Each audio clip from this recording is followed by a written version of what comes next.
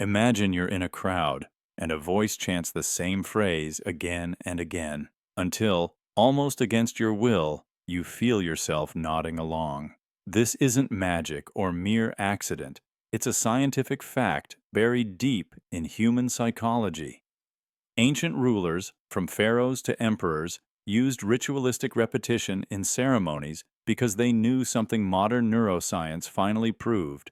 The human brain loves patterns. Repetition short-circuits the parts of your mind that question, analyze, or resist.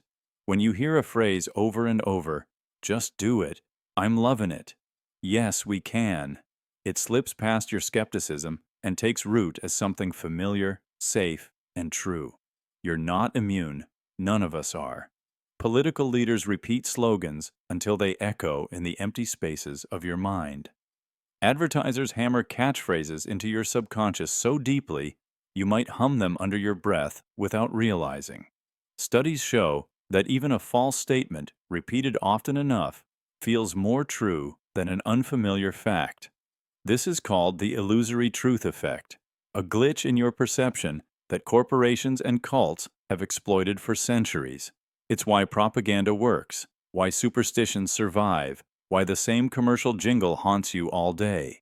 Repetition turns ideas into rituals, bypassing logic and hijacking your instincts. So next time a phrase sticks in your head, ask yourself, was that your idea, or was it planted there by someone who understood the ancient science of control? The real ritual isn't in the words. It's in the echo that won't let you go. What if a single chant could erase your doubts, slow your heart, and dissolve the boundaries of your mind? Imagine standing in a candlelit temple, hundreds of voices vibrating the air, each syllable repeated until your thoughts blur and your body begins to sway without realizing it. Science now confirms what ancient priests sensed.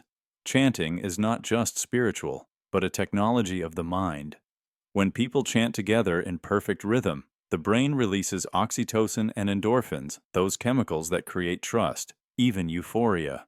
Heartbeats, breathing, and brain waves begin to synchronize, and the walls between individual selves melt away.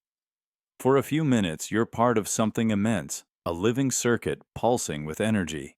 Modern stadiums echo this effect. Listen to fans chanting in unison, and you'll sense the crowd moving as one body, able to swing moods and beliefs in seconds. Political rallies weaponize this power. Repeated slogans are not just words, they are psychological triggers that override skepticism, imprinting group identity deep inside your memory. In religious rituals, monks chanting for hours show how this force can create trance states so deep that pain and fear vanish entirely. Even in advertising, repeated jingles and slogans use the same neurological hack to slip past your defenses and rewire your desires. The effect is so real that when the chanting ends, many feel an emptiness, a need for the next surge of belonging, the next identity to merge into. The echoed chant effect is as old as language, but it's everywhere now. Churches, protests, fandoms, brands. What begins as unity becomes a force that can rewrite your beliefs and make you crave the rhythm of belonging again and again. Imagine waking up in a city where every hunger, every boredom, is instantly erased by a flood of pleasures. Fresh bread, dazzling spectacles, noise and color, always just a heartbeat away. This was ancient Rome's secret weapon. Feed the people, entertain them, and their eyes won't see what really matters. Fast forward to now. The screens in your hand and the snacks within reach serve the same purpose, only more subtle, more addictive. Neuroscientists know each notification, each greasy bite triggers a rush of dopamine, the brain's pleasure chemical. We chase this high, not for satisfaction, but for escape. You scroll past outrage, scroll past pain, scroll until the world blurs, and nothing feels urgent except the next flash of excitement. Roman emperors called it bread and circuses. Give the crowds what they crave, and they'll trade their voice for comfort. The real cost? Awareness dissolves. When life is reduced to constant stimulation, curiosity withers, attention shrinks, critical thinking dies quietly. You become a spectator in your own existence. Corporations and governments understand this ancient tactic. The more you consume, the less you question. Algorithms are modern arenas, engineered to keep you distracted, passive, and quiet. The more you feel entertained, the more control you surrender, almost willingly. Step back and see the loop. History repeats, not with lions and gladiators, but with endless feeds and artificial flavors. If you never look up, you'll never see who's writing the script of your reality. Imagine you step into a silent, candlelit temple centuries ago. The priest's voice is soft, yet every word carries the power to twist your heart. He speaks of your invisible failures, of sins you didn't even know you had. And as you kneel, a subtle sense of guilt binds you closer to the altar. This isn't just about faith, it's psychological engineering. Guilt, carefully crafted, made you loyal, obedient, desperate for redemption only the priest could offer. They made you believe your flaws could be cured only through their rituals, their words, their approval. Now, fast forward to today. The scenery is digital, but the manipulation is sharper than ever. The voices belong to influencers, celebrities, brands. The words have changed, but the formula is identical. You're told you're not enough, not fit enough, not caring enough, not ethical enough, not successful enough. Advertisements and posts wrap empathy around shame, turning your self-doubt into profit. Studies show guilt-based marketing triggers higher spending but leaves people anxious and dependent. Every scroll is a confession, every like a search for forgiveness. Influencers frame purchases as virtue. Donate, subscribe, buy, and you'll be good, accepted, redeemed. You're not just buying a product, you're buying relief from guilt you never owned until they named it. The ancient priest's altar is now your glowing screen. Each notification is a silent accusation, each offer a path to absolution. True loyalty, it turns out, is engineered by those who first plant the seeds of shame, then sell you the antidote. This isn't faith, it's a ritual that keeps you returning, always hungry for approval. Unless you question the source of your guilt, you'll spend your life seeking redemption in every product, every post, forever trapped in someone else's sacred ritual. Imagine this. You walk into a silent hall, and a figure steps onto a platform, wearing a gleaming white lab coat, or maybe ceremonial robes, and a golden crown glowing in the torchlight. Instantly, your back straightens, your breathing shifts, and your gaze is locked. You're not weighing facts, you're surrendering to ancient code. For millennia, humans have obeyed signals of power: crowns, velvet, medals, official badges, and polished shoes. The costume and posture. These are triggers hardwired in our social brains. Medieval kings knew this deeply. They wore heavy robes and shining regalia to project divine status, manipulating thousands without a single word. Today, lab coats, stethoscopes, black judicial robes, and military medals wield the same effect. Scientific studies expose this hypnosis.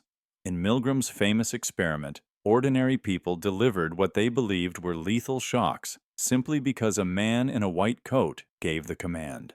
In modern clinics, patients trust advice more if the doctor dresses formally, even when the message is identical.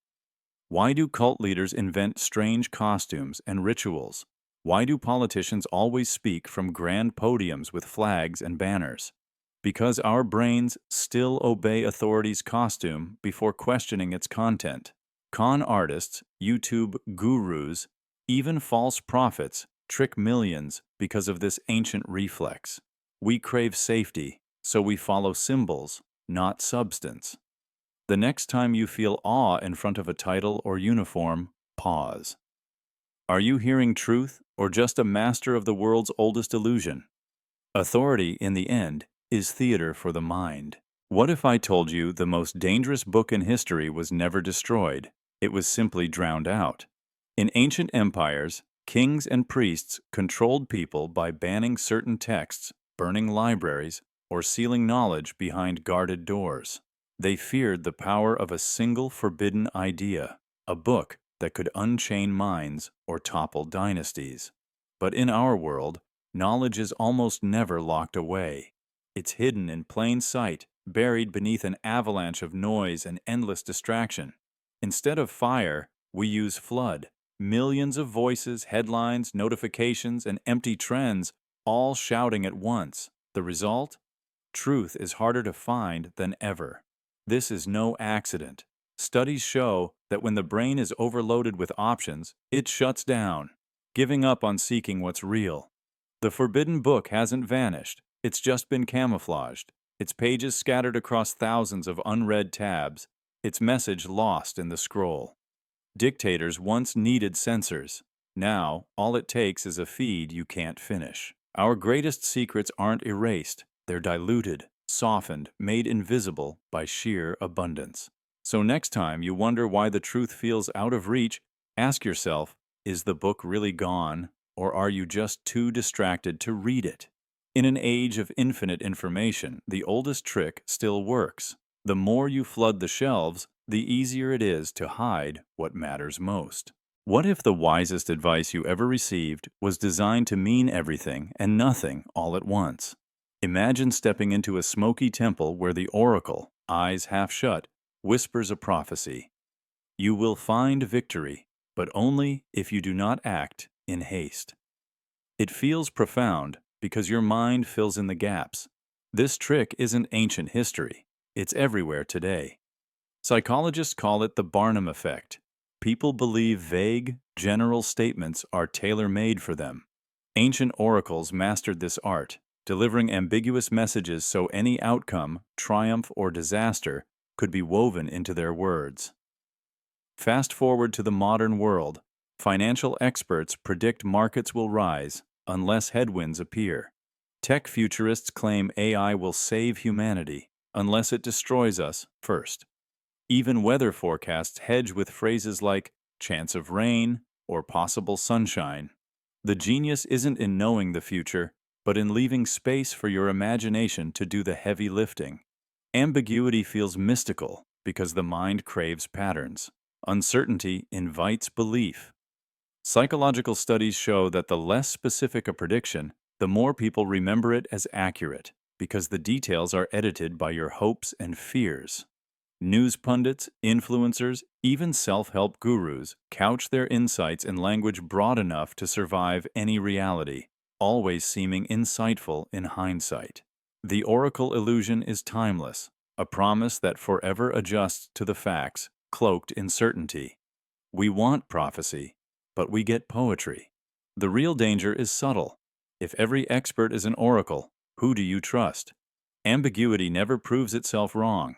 It simply waits for you to find your own meaning in the mist and call it truth. What if every step you take, every word you say in public, is part of a silent ceremony you never consciously chose? Imagine a world where rituals aren't just old traditions. They're woven into the smallest actions. The way you greet your boss, the clothes you're expected to wear, the scripts you follow in meetings. Ancient societies used ceremonies to teach order, to carve obedience into memory.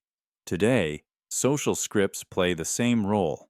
Each ritual, whether it's a handshake or an office dress code, is a lesson in compliance. You perform, not because you believe, but because not performing marks you as different. Psychologists know repeated behavior rewires the mind. Every time you bow to a script, you reinforce neural pathways of obedience. The loop tightens. Every greeting, every meeting, becomes a rehearsal in submission. You may never notice the pressure because it's gentle, invisible, almost comforting. But over years, the cost accumulates. The ceremony compliance loop shapes you, teaching you when to speak, when to stay silent, what to question, and what to accept. It's a system that trains you to surrender agency, to trade autonomy for belonging. Even rebellion gets its script sanitized and safe. Ask yourself, whose ritual are you performing today? If you never step outside the loop, do you really choose the life you're living, or are you just following lines written long before you were born? Imagine you wake up in an ancient city, clutching a sacred scroll. The words inside hold more power than anything your eyes see or hear. If the scroll claims the river runs backward, you doubt your senses, not the ink. For centuries, written authority shaped kingdoms, decided wars, and rewrote reality itself. Truth didn't need evidence. It only needed to be scribed by someone with status, then recited in ritual. Generations lived and died trusting parchment over perception. Now, leap forward. Today, the altar is digital, glowing in your palm, talking in your ear, everywhere at once. Millions trust a viral post, a PDF, or a screenshot more than their own memories, instincts, or even physical evidence. You could watch rain pour outside, but if the trending feed says it's sunny, your own experience is up for debate. Screens become the new sky, and hashtags the new commandments. Our sacred texts are endless. Posts, threads, screenshots, spreadsheets, and AI-generated studies. Cognitive science proves it. Humans are wired for truth bias. We instinctively believe what's written, especially if it looks official, even if it contradicts lived reality. This is how conspiracies, hoaxes, and misinformation grow, not by evidence, but by typography, branding, and sheer repetition. We surrender judgment to any font or logo. The new priesthood is viral, anonymous, and algorithmic. The ritual is sharing and forwarding until doubt itself is erased. If you never challenge what's on the screen, your reality can be rewritten by anyone who types with confidence. But real truth isn't a file or a feed. It's what endures when power is lost, the network is silent, and only your senses remain to tell the story. Imagine you live in a world where every law is a warning from the gods.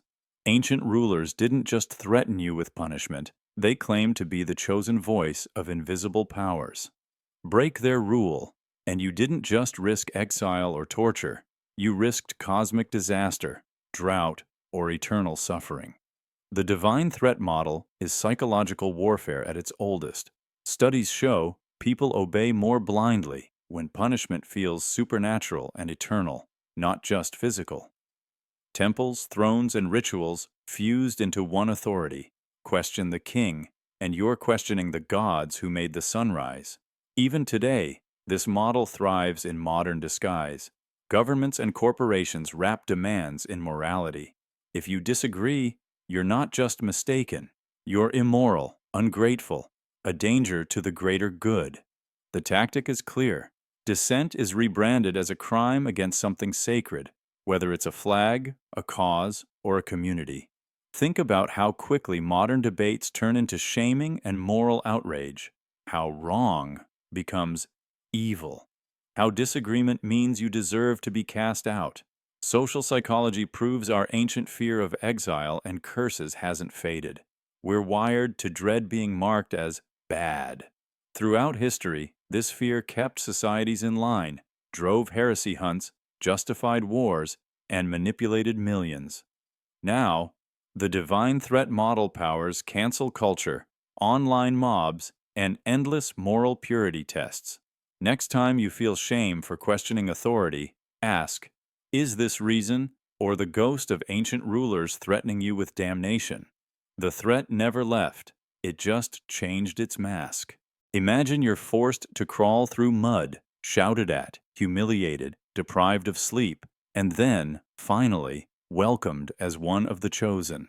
This isn't just military boot camp. It's an ancient psychological lever.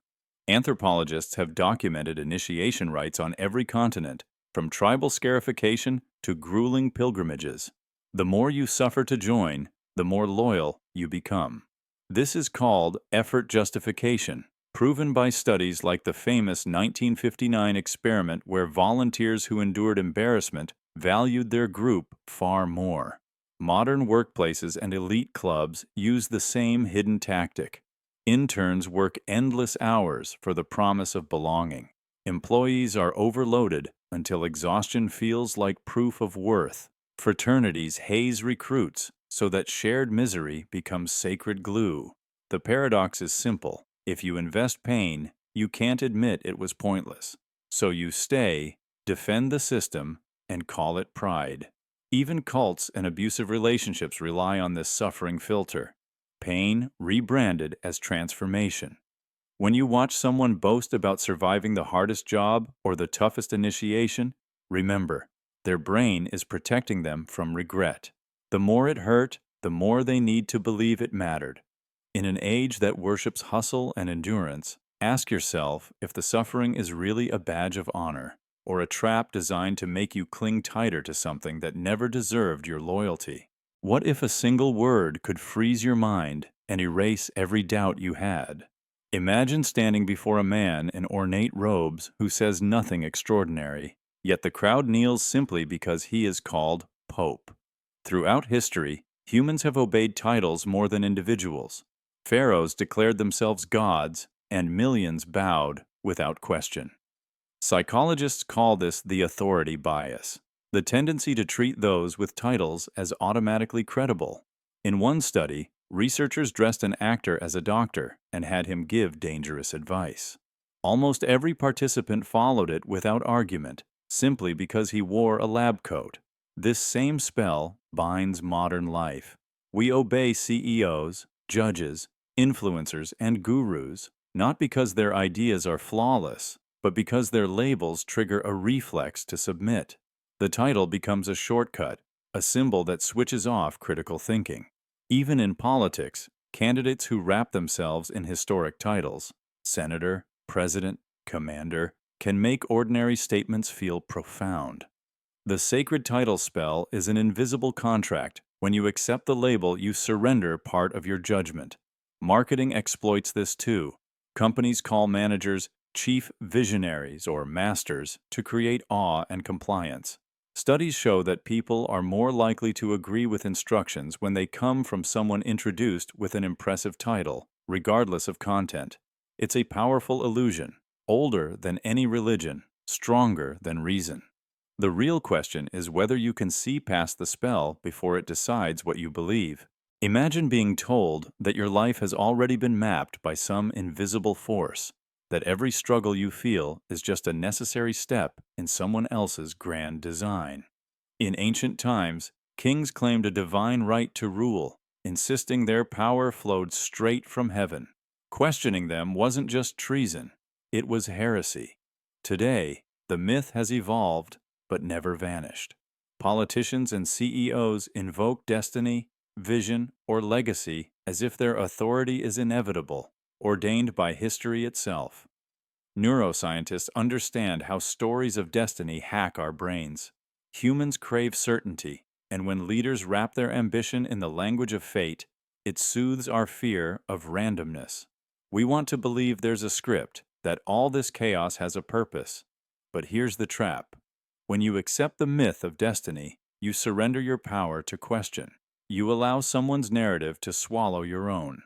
Studies show that when people hear words like purpose and legacy repeated, their critical thinking dulls. The more you feel history is unfolding exactly as it should, the less you resist injustice.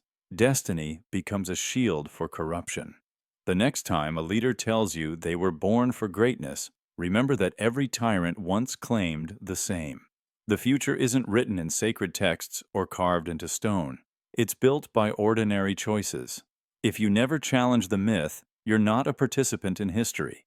You're just an audience, applauding someone else's performance. Imagine standing in a darkened hall centuries ago, surrounded by the high priest's followers. One word against his doctrine meant more than argument. It meant exile, or worse, banishment to the shadows where no one would hear you. Your voice, your beliefs, your very existence could be erased by fear alone. This was the price of dissent, a silent curse that crushed opposition and preserved power through intimidation and terror. Now, the stage has changed, but the ritual remains. Today, public shame is the new exile. Social media courts have replaced ancient plazas where a single tweet, a post, or a leaked conversation can ruin reputations overnight, destroying careers, friendships, even families. Disagree, and you risk becoming invisible, silenced by hashtags, viral condemnations, and relentless mobs. Silence becomes survival. Neuroscience reveals the fear of social rejection triggers the same brain centers as physical pain, making conformity a biological imperative. Governments, corporations, and even peers weaponize this instinct to enforce obedience and crush opposition. This engineered compliance isn't about truth, but control. The ancient curse of dissent is now a digital curse, spreading faster and wider than ever before. When you bow to public shame, you surrender your freedom of thought, becoming a prisoner in a crowd that never forgets and never forgives. The only safe place is silence, but silence is complicity. To break this curse, we must find courage, not just to speak, but to listen without fear, to protect dissent as a vital part of freedom. Otherwise, the cost of dissent remains exile. Only now, exile lives within ourselves, shackled by our own muted voice. Imagine a time when stone statues towered over ancient plazas, carved faces etched with divine authority. These idols weren't mere art, they were powerful symbols commanding worship and fear. People didn't follow ideas, they followed images. The power wasn't in truth, but in reverence. This ancient strategy persists, transformed but relentless. Today, idols aren't statues, but profile pictures, logos, and brands, faces made sacred by millions of followers, not by facts. Social psychology explains this. Humans evolved to assign social power to faces they recognize, often overriding logic. A brand logo triggers emotions, trust, even loyalty, just like ancient idols commanded devotion through awe and ritual. Celebrities become modern gods, their images plastered across screens, their personas mythologized. Followers worship not their knowledge, but their crafted image, a curated facade designed to inspire awe and submission. This is why companies spend billions perfecting branding. It's a calculated ritual to create idols in digital temples. Social media inflates this effect, broadcasting images globally, converting users into worshippers through likes, shares, and followers. The truth becomes secondary. What matters is the face, the symbol, the idol. This dynamic fuels viral trends, cults of personality, and brand loyalty that defies logic. Next time you feel compelled by a logo or an influencer's profile picture, remember, you're engaging with a modern idol, sculpted not from stone, but from digital worship. The idol strategy hasn't vanished, it's just found new altars. Imagine standing in a temple, surrounded by carved symbols no one can fully translate. This was no accident. Ancient cultures used complex imagery to veil knowledge and create an aura of mystery. Hieroglyphs, runes, sacred diagrams, they all triggered awe and loyalty, even if their true meanings were known only to a select few. Today, that same strategy has evolved into corporate logos and digital icons.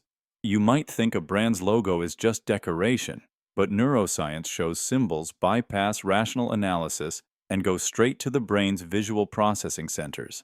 Repeated exposure makes them feel familiar, trustworthy, even comforting. That's why you can recognize a swoosh, an apple, or golden arches faster than a written word. The effect is so powerful that studies have found symbols can evoke emotional reactions stronger than slogans. This is no coincidence. Designers deliberately pack logos with shapes and colors proven to trigger subconscious responses. Curves suggest friendliness. Angular lines convey strength. Certain hues evoke hunger or excitement.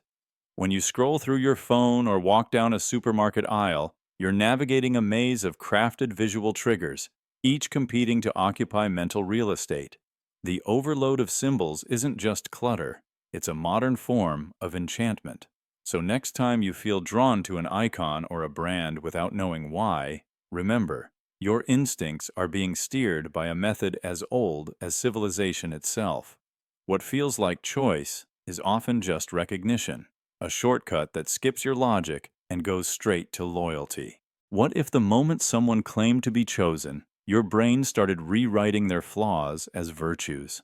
Imagine standing in a crowded hall as a man in simple clothes declares he has been called to change the world. Instantly, people lean in, scanning for signs that he is special.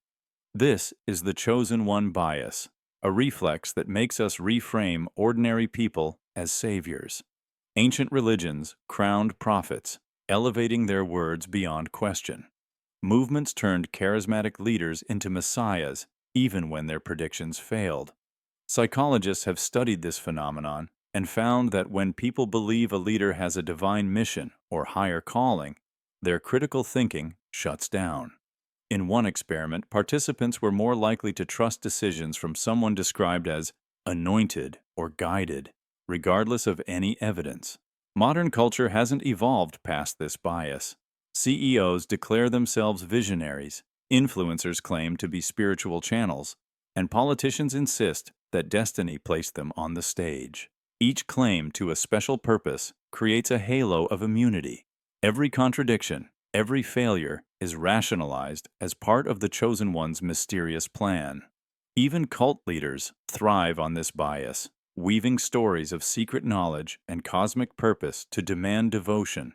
Marketing gurus and self-help authors do it too, promising hidden truths only they can reveal. The illusion is powerful because it satisfies a deep human need to believe someone has answers we can't see. The chosen one. Bias is why we forgive hypocrisy and excuse dangerous ideas if they arrive wrapped in the language of destiny. It's an ancient trick that still shapes revolutions, religions, and trends. The real test is whether you can look past the halo and see the person beneath the claim. Imagine every story you've ever heard about triumph and greatness was filtered through a single lens, the lens of the victor. In ancient times, conquering kings rewrote history to make their victories look noble, inevitable, even blessed. The losers' voices vanished. Today, this same retelling loop has evolved into something even more sophisticated. PR teams, corporate strategists, and media outlets craft narratives that transform flawed leaders into heroic legends. They use repetition and selective framing so your brain starts believing these stories without question. Neuroscientists have found that when we hear a consistent narrative over and over, the brain stops searching for missing pieces. It fills the gaps with faith.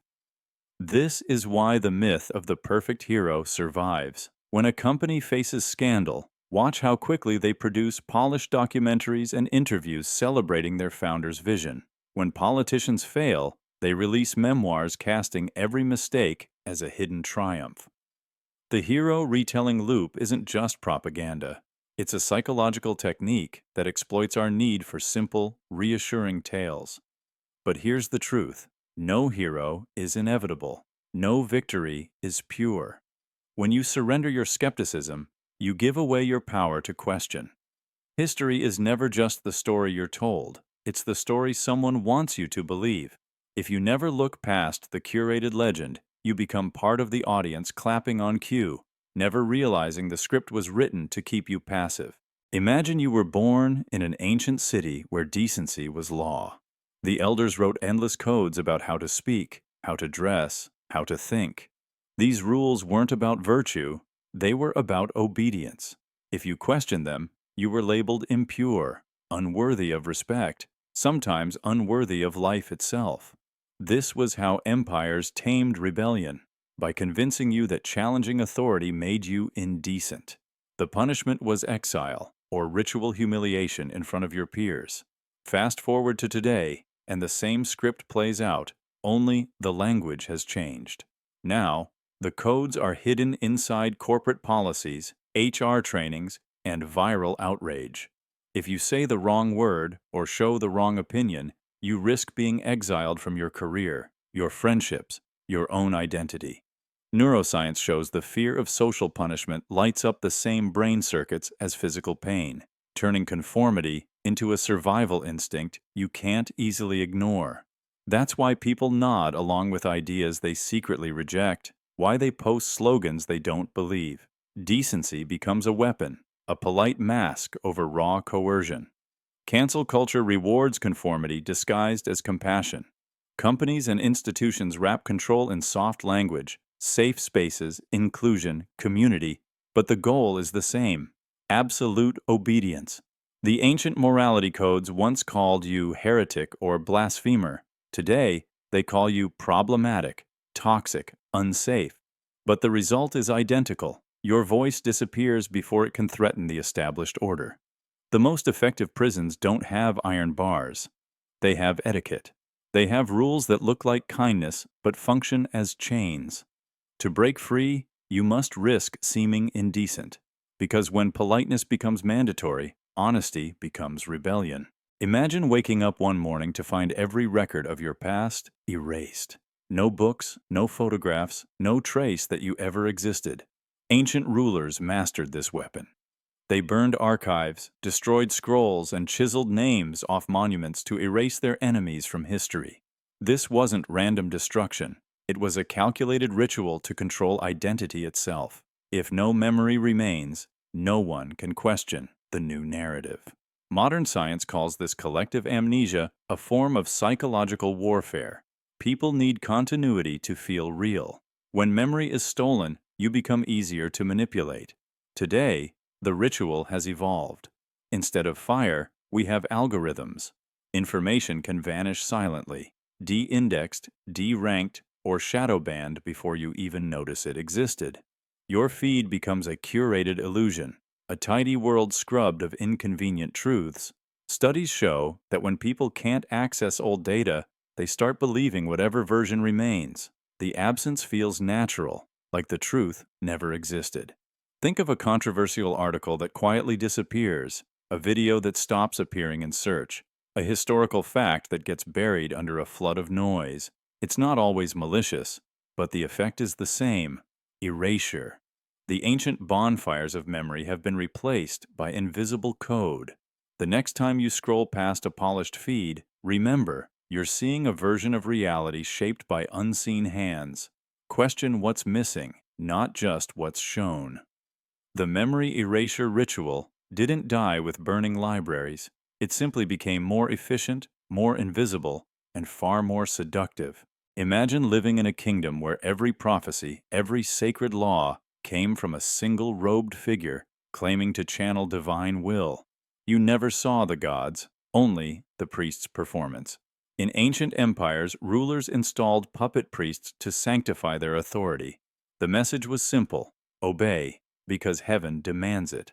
Today, the costumes have changed, but the tactic remains. Corporations and governments no longer need altars. They sponsor scientists, experts, and media figures to broadcast carefully curated truths. A study gets funded, a headline repeats the findings, and suddenly, public opinion shifts. This isn't always outright fraud. It's often a quiet shaping of incentives. Research that flatters powerful interests gets attention, while inconvenient data is buried under technical jargon or never published at all. Psychologists call this motivated reasoning. We trust messengers who align with our hopes or fears. Tobacco companies once paid doctors to reassure the public cigarettes were harmless. Oil companies sponsored think tanks to cast doubt on climate science. Social media platforms fund studies to prove they protect mental health. Each time, a modern priest steps forward to bless the status quo. When you hear an expert declare something settled, remember to ask, who benefits if I believe this? Truth has always been vulnerable to power. In a world flooded with credentials and confident voices, skepticism isn't cynicism, it's survival. The next time someone claims the authority to speak for all knowledge, look past the robe, past the lab coat, and see whose hand is pulling the strings. What if every burst of outrage you feel online was never really yours to begin with? Imagine standing in a Roman Colosseum as crowds roar at a condemned prisoner. That spectacle was designed to keep people distracted, united by shared fury. Today, the same manipulation lives in your pocket. The controlled outrage loop is the modern version of public executions, a system built to harvest attention by triggering anger over and over. Researchers have found that content sparking outrage spreads faster and stays longer in your memory. Algorithms exploit this reflex, feeding you posts and comments perfectly engineered to provoke disgust, fear, or indignation. A study from Yale showed that each time you express moral outrage, you're rewarded with social approval, likes, shares, little bursts of validation that keep you coming back. This feedback loop creates an addiction to fury, a sense that you must keep watching, keep reacting, even as your focus narrows and your empathy shrinks.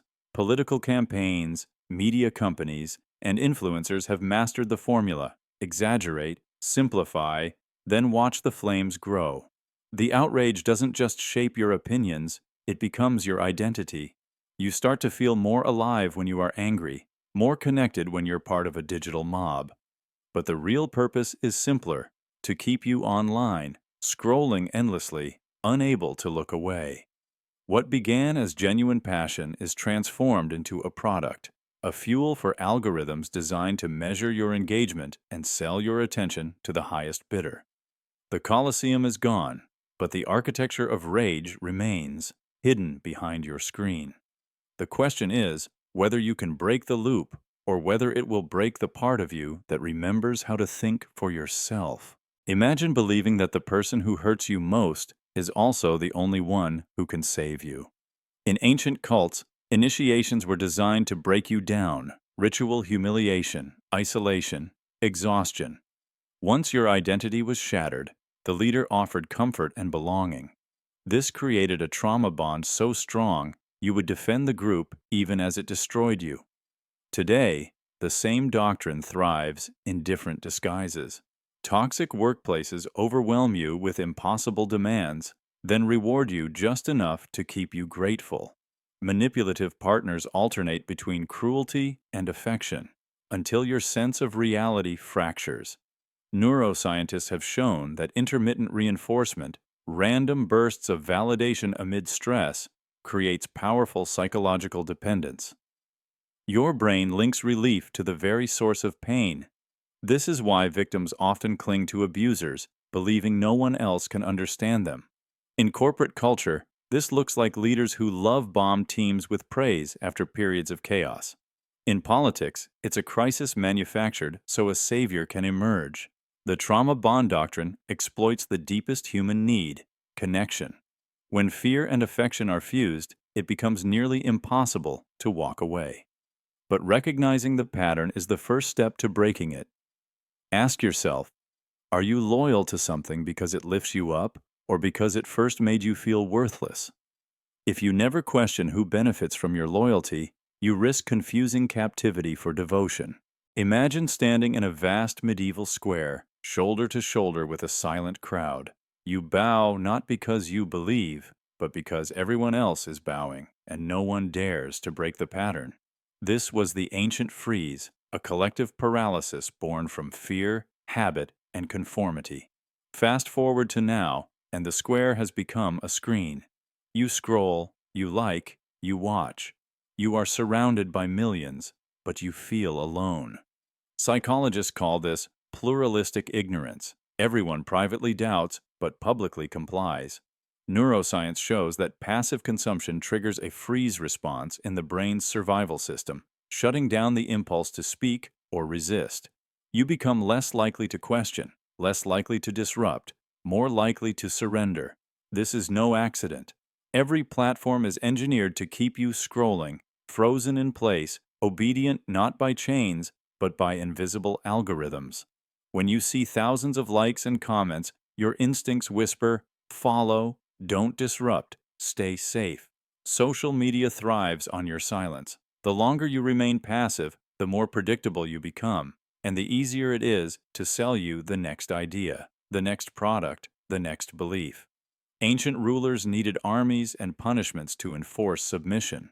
Today, it only takes constant notifications. The follower freeze effect is so powerful, you can watch injustice, cruelty, absurdity, and still do nothing. Not because you agree, but because design has trained you to freeze. The result is a world where everyone is watching, but no one is changing anything. To break this trance, you must risk being the lone voice in the crowd, the person who stops scrolling long enough to speak. Because obedience by design is still obedience, and every time you stay silent, you surrender a piece of your freedom. Imagine living under a law so cruel it seems impossible anyone could accept it. Yet, when you ask why it exists, the answer is simple. It's tradition. For centuries, rulers and institutions wrapped brutality in the comforting disguise of heritage. Slavery, public executions, forced marriages, these were defended as the way things had always been. The human brain evolved to respect tradition because it signals safety and belonging. Psychologists call this status quo bias, our instinctive preference for the familiar, even when it's harmful. Today, the disguise persists, though the costumes have changed. We cling to broken systems and outdated ideologies because they feel old and therefore trustworthy. Corporations defend exploitative business practices as part of their proud legacy.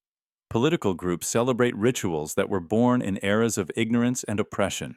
Even families maintain toxic habits because it's just how we do things. Research shows that when an idea is labeled as tradition, people are far less likely to question it. The label becomes armor against scrutiny, an invisible shield protecting any belief from challenge.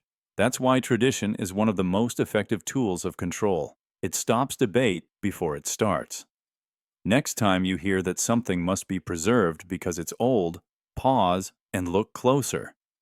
Ask whether the habit deserves respect or if it's merely wearing the costume of time to avoid examination. The disguise of tradition is a mask, crafted to look noble but designed to keep you obedient.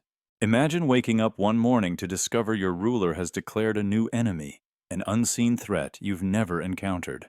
Overnight, fear spreads like wildfire, and neighbors who once spoke freely now whisper behind closed doors.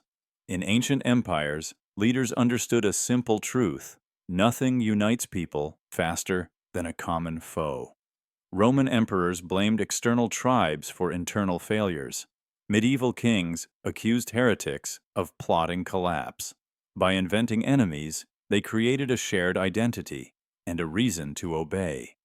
Today, this tactic hasn't vanished. It's evolved. Politicians and media outlets manufacture polarization, stoking outrage against an opposing side to distract you from deeper problems.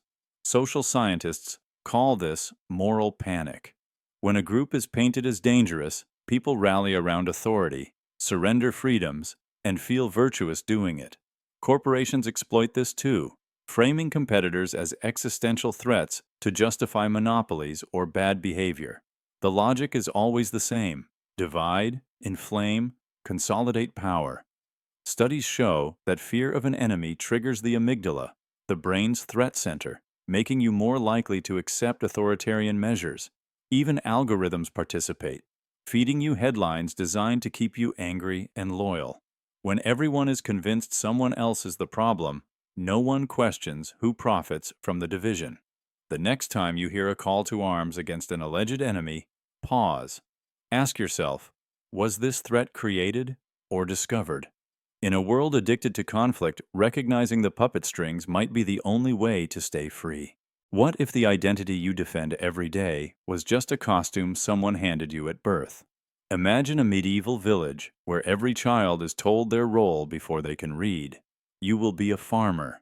You will be a soldier. You will be a priest. There was comfort in knowing who you were, even if the script was written long before you took the stage.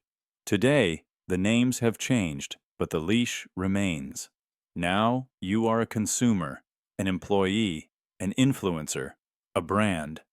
Modern society has perfected this scripted roleplay by making it feel voluntary, even empowering.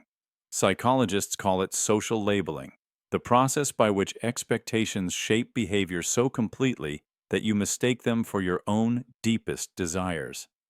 In one experiment, people labeled as generous started giving more, even when no one was watching.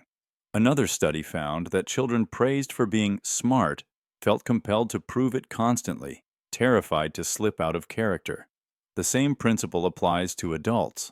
Call someone a hustler, and they will work themselves sick to keep the label intact. Tell them they are a failure, and their identity shrinks to match the verdict. Algorithms reinforce the script by tracking everything you click, then suggesting content that strengthens your assigned role.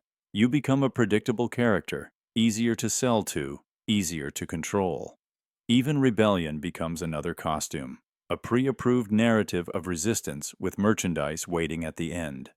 The tragedy is that when everyone performs their role perfectly, no one remembers how to be real, how to ask who they were before the costume.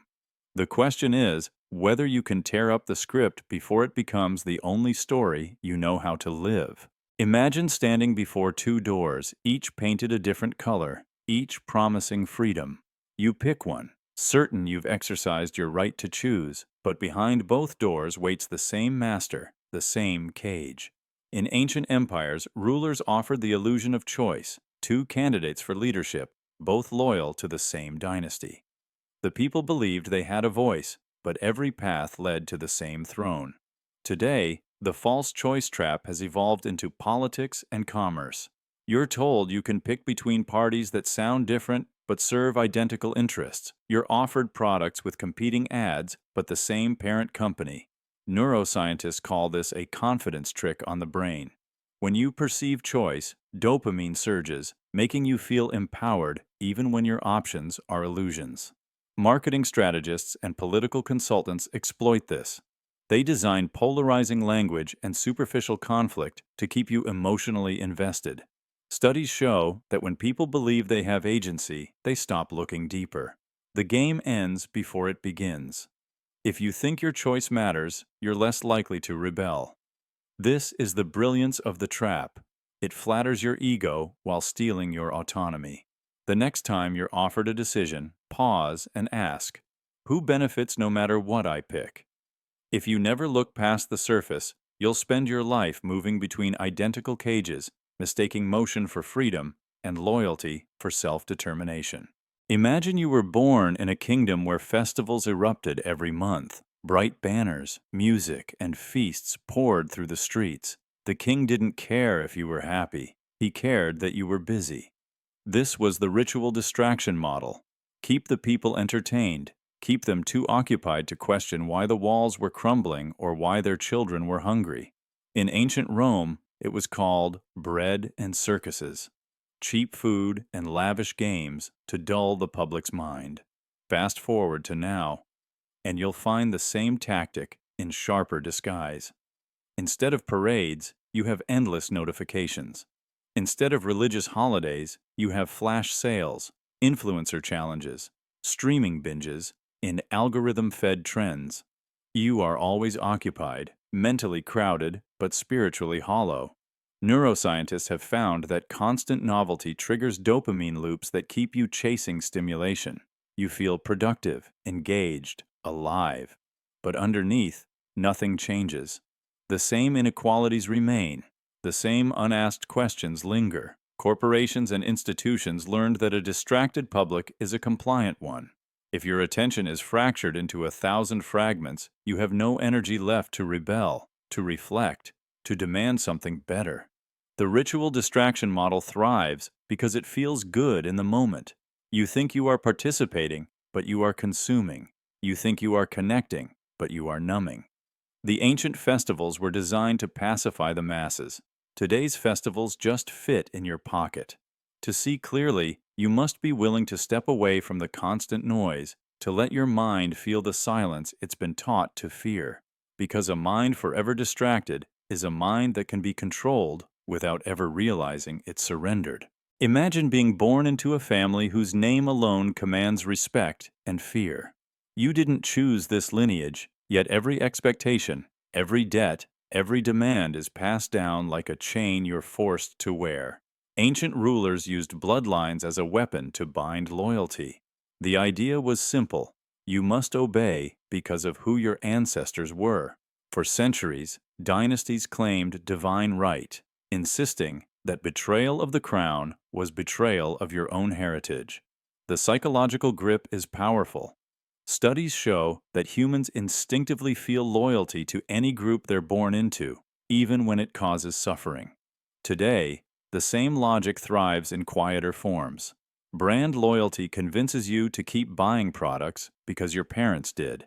Family traditions guilt you into repeating rituals you secretly resent. Generational debts, financial or emotional, haunt you, whispering that you owe something to a legacy you never agreed to.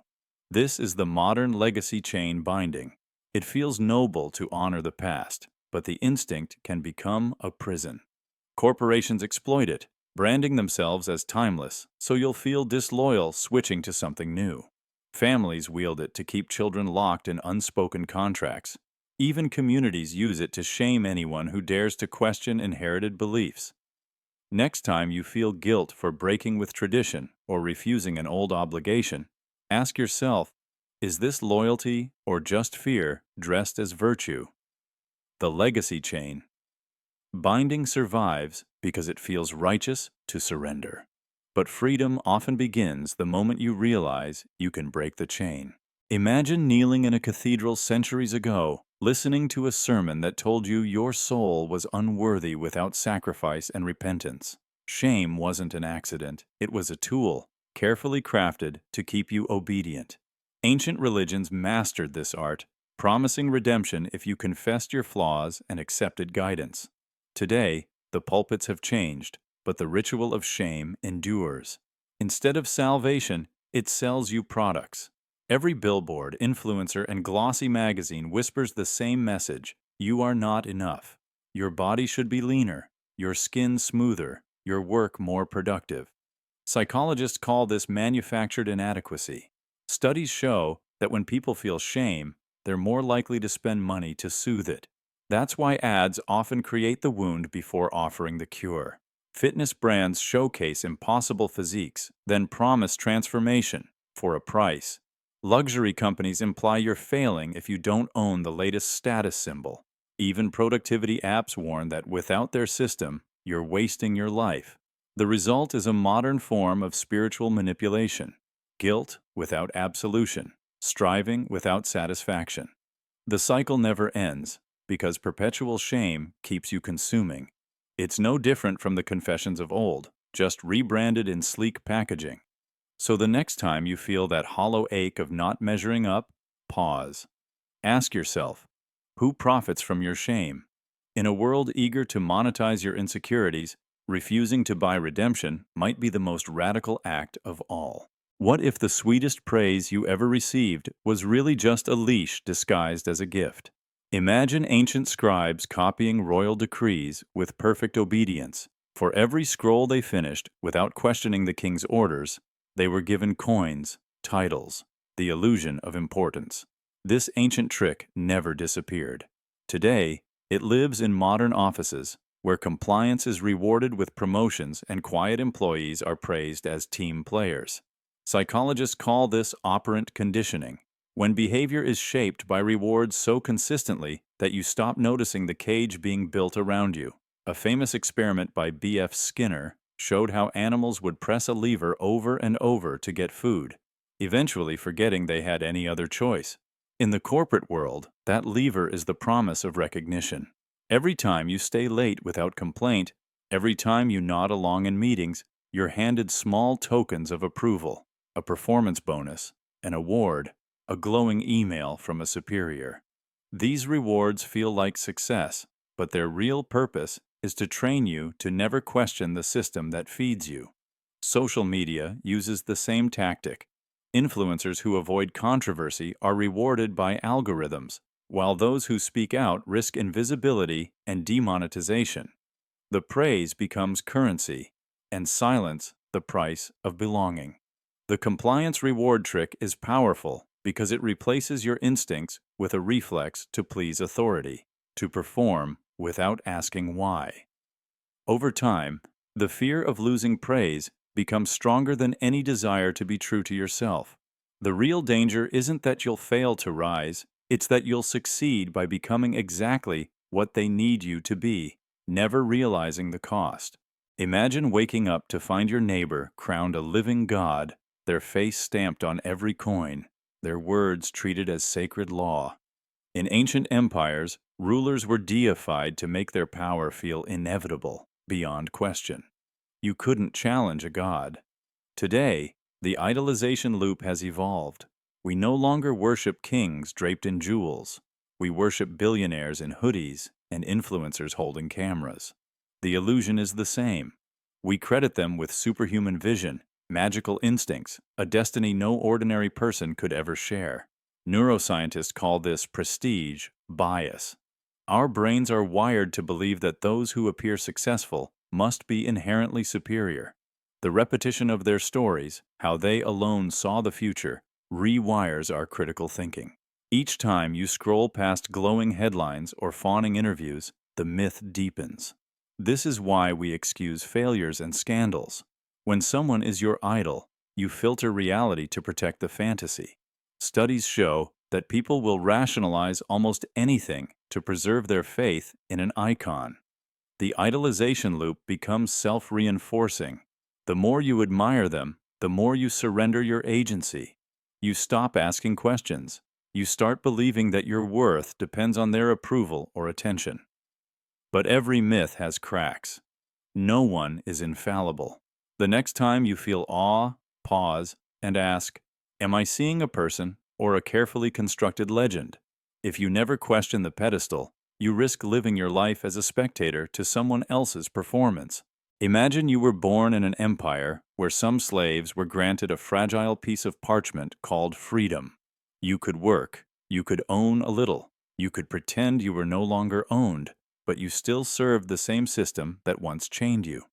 The empire called it generosity, but it was strategy. If you believed you were free, you would never rise up to burn the palace.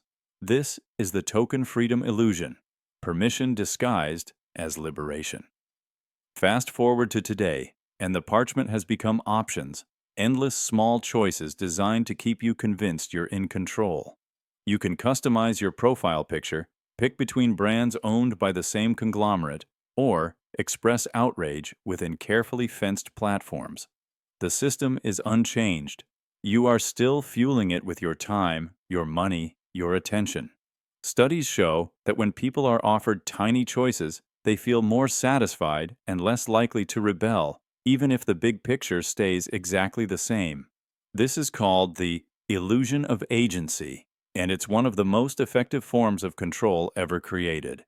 You think you are free because you can switch apps or change products. You think you are powerful because you can complain online. But the machinery behind your life remains untouched. Ancient empires knew that granting symbolic freedom was safer than risking real change. Today's institutions learned the lesson well. They give you just enough room to feel sovereign, just enough variety to keep you occupied. But real freedom isn't measured by how many tokens you can collect. It's measured by whether you can walk away from the game entirely. And as long as you mistake options for liberation, you will keep surrendering your power, one choice at a time. Imagine standing in a marble temple, waiting for the oracle to speak. You've traveled for days, carrying questions you're too afraid to answer alone. The priestess emerges, her voice trembling with prophecy, and you feel relief. Someone else will decide your fate. For thousands of years, humans have outsourced their choices to oracles, shamans, and prophets. It feels safer to let an authority tell you what is true than to trust your own instincts. Psychologists call this external locus of control, the belief that your destiny lies in forces beyond yourself. The oracle was once a woman in a trance. Today, it's therapists, influencers, TikTok gurus, and even algorithms. You scroll through endless advice, hoping someone out there holds the answer you're unwilling to find within. Brands and platforms know this longing. They design content that feels like guidance but functions as a subtle form of dependency. Each reassuring video, each motivational quote, each AI-generated prediction feeds your craving to be told who you are and what to do. The danger is not in seeking wisdom, but in surrendering your voice entirely. Research shows that when people rely too heavily on external validation, their confidence and resilience decay. They become passive, waiting for the next oracle to speak. Next time you feel compelled to consult a stranger's opinion before making a decision, pause. Ask whether you're learning or just escaping the responsibility of choosing. The oracle dependency game thrives because it feels comforting. But your life is the only temple that matters, and no voice is more sacred than your own. Imagine you're standing before someone in a long flowing robe, gold thread catching the light, a solemn expression on their face. You don't need to know their name or their rank. Your brain automatically assumes they deserve deference. This isn't superstition, it's psychology. For thousands of years, costumes have signaled power, authority, and legitimacy. A priest's robe, a king's crown, a warrior's armor.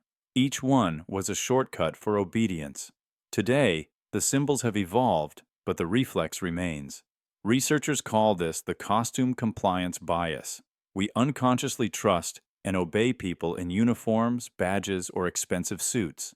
In one famous experiment, ordinary passers-by were far more likely to follow instructions from someone dressed as a security guard, even if the commands were unreasonable. Corporations exploit this instinct by dressing executives in tailored suits that project competence, while salespeople wear branded attire to appear credible. Even doctors in lab coats benefit from an automatic boost in perceived expertise. Marketing teams know that fabric and form can trigger respect faster than facts. The brain doesn't check credentials, it just reacts to symbols.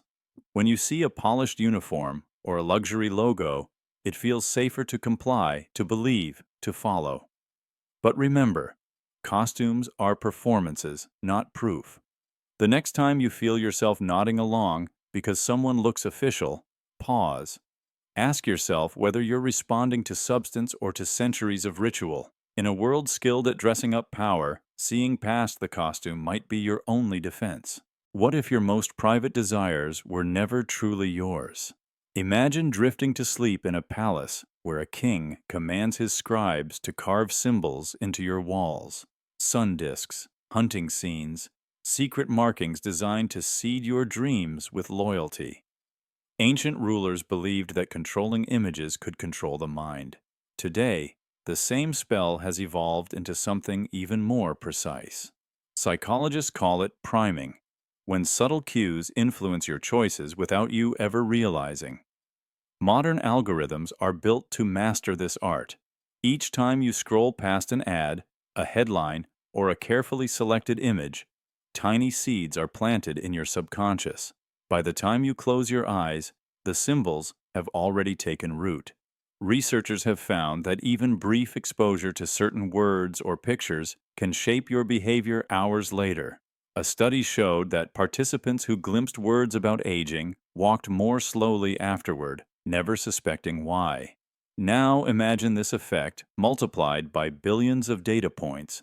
Everything you watch, click, and search fed into machine learning systems designed to predict and guide your desires.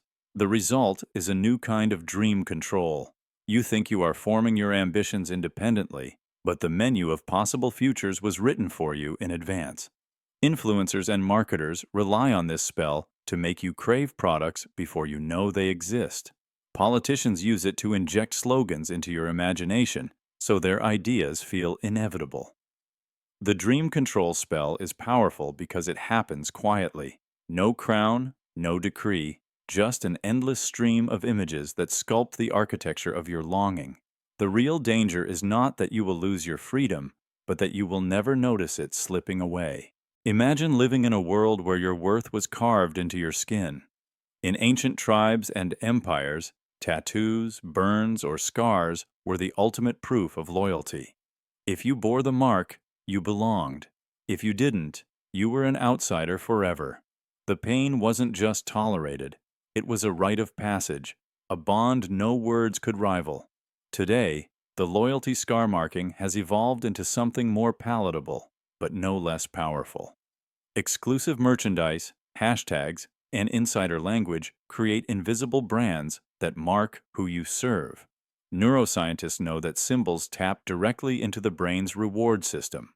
When you wear a logo or flash a slogan, you trigger the same circuits once activated by ritual scars. Belonging feels good.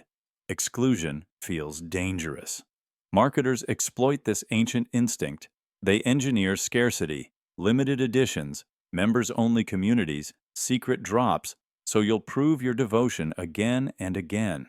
Social media amplifies the effect. turning every purchase or post into a public oath of loyalty. You're not just buying a product, you're buying identity. Studies show that people will pay more, endure more, and forgive more when they feel part of something exclusive. The next time you feel the rush to display your allegiance, ask yourself, are you expressing yourself or branding yourself? If you never question why you need to show the mark, you risk trading your independence for a fleeting sense of belonging.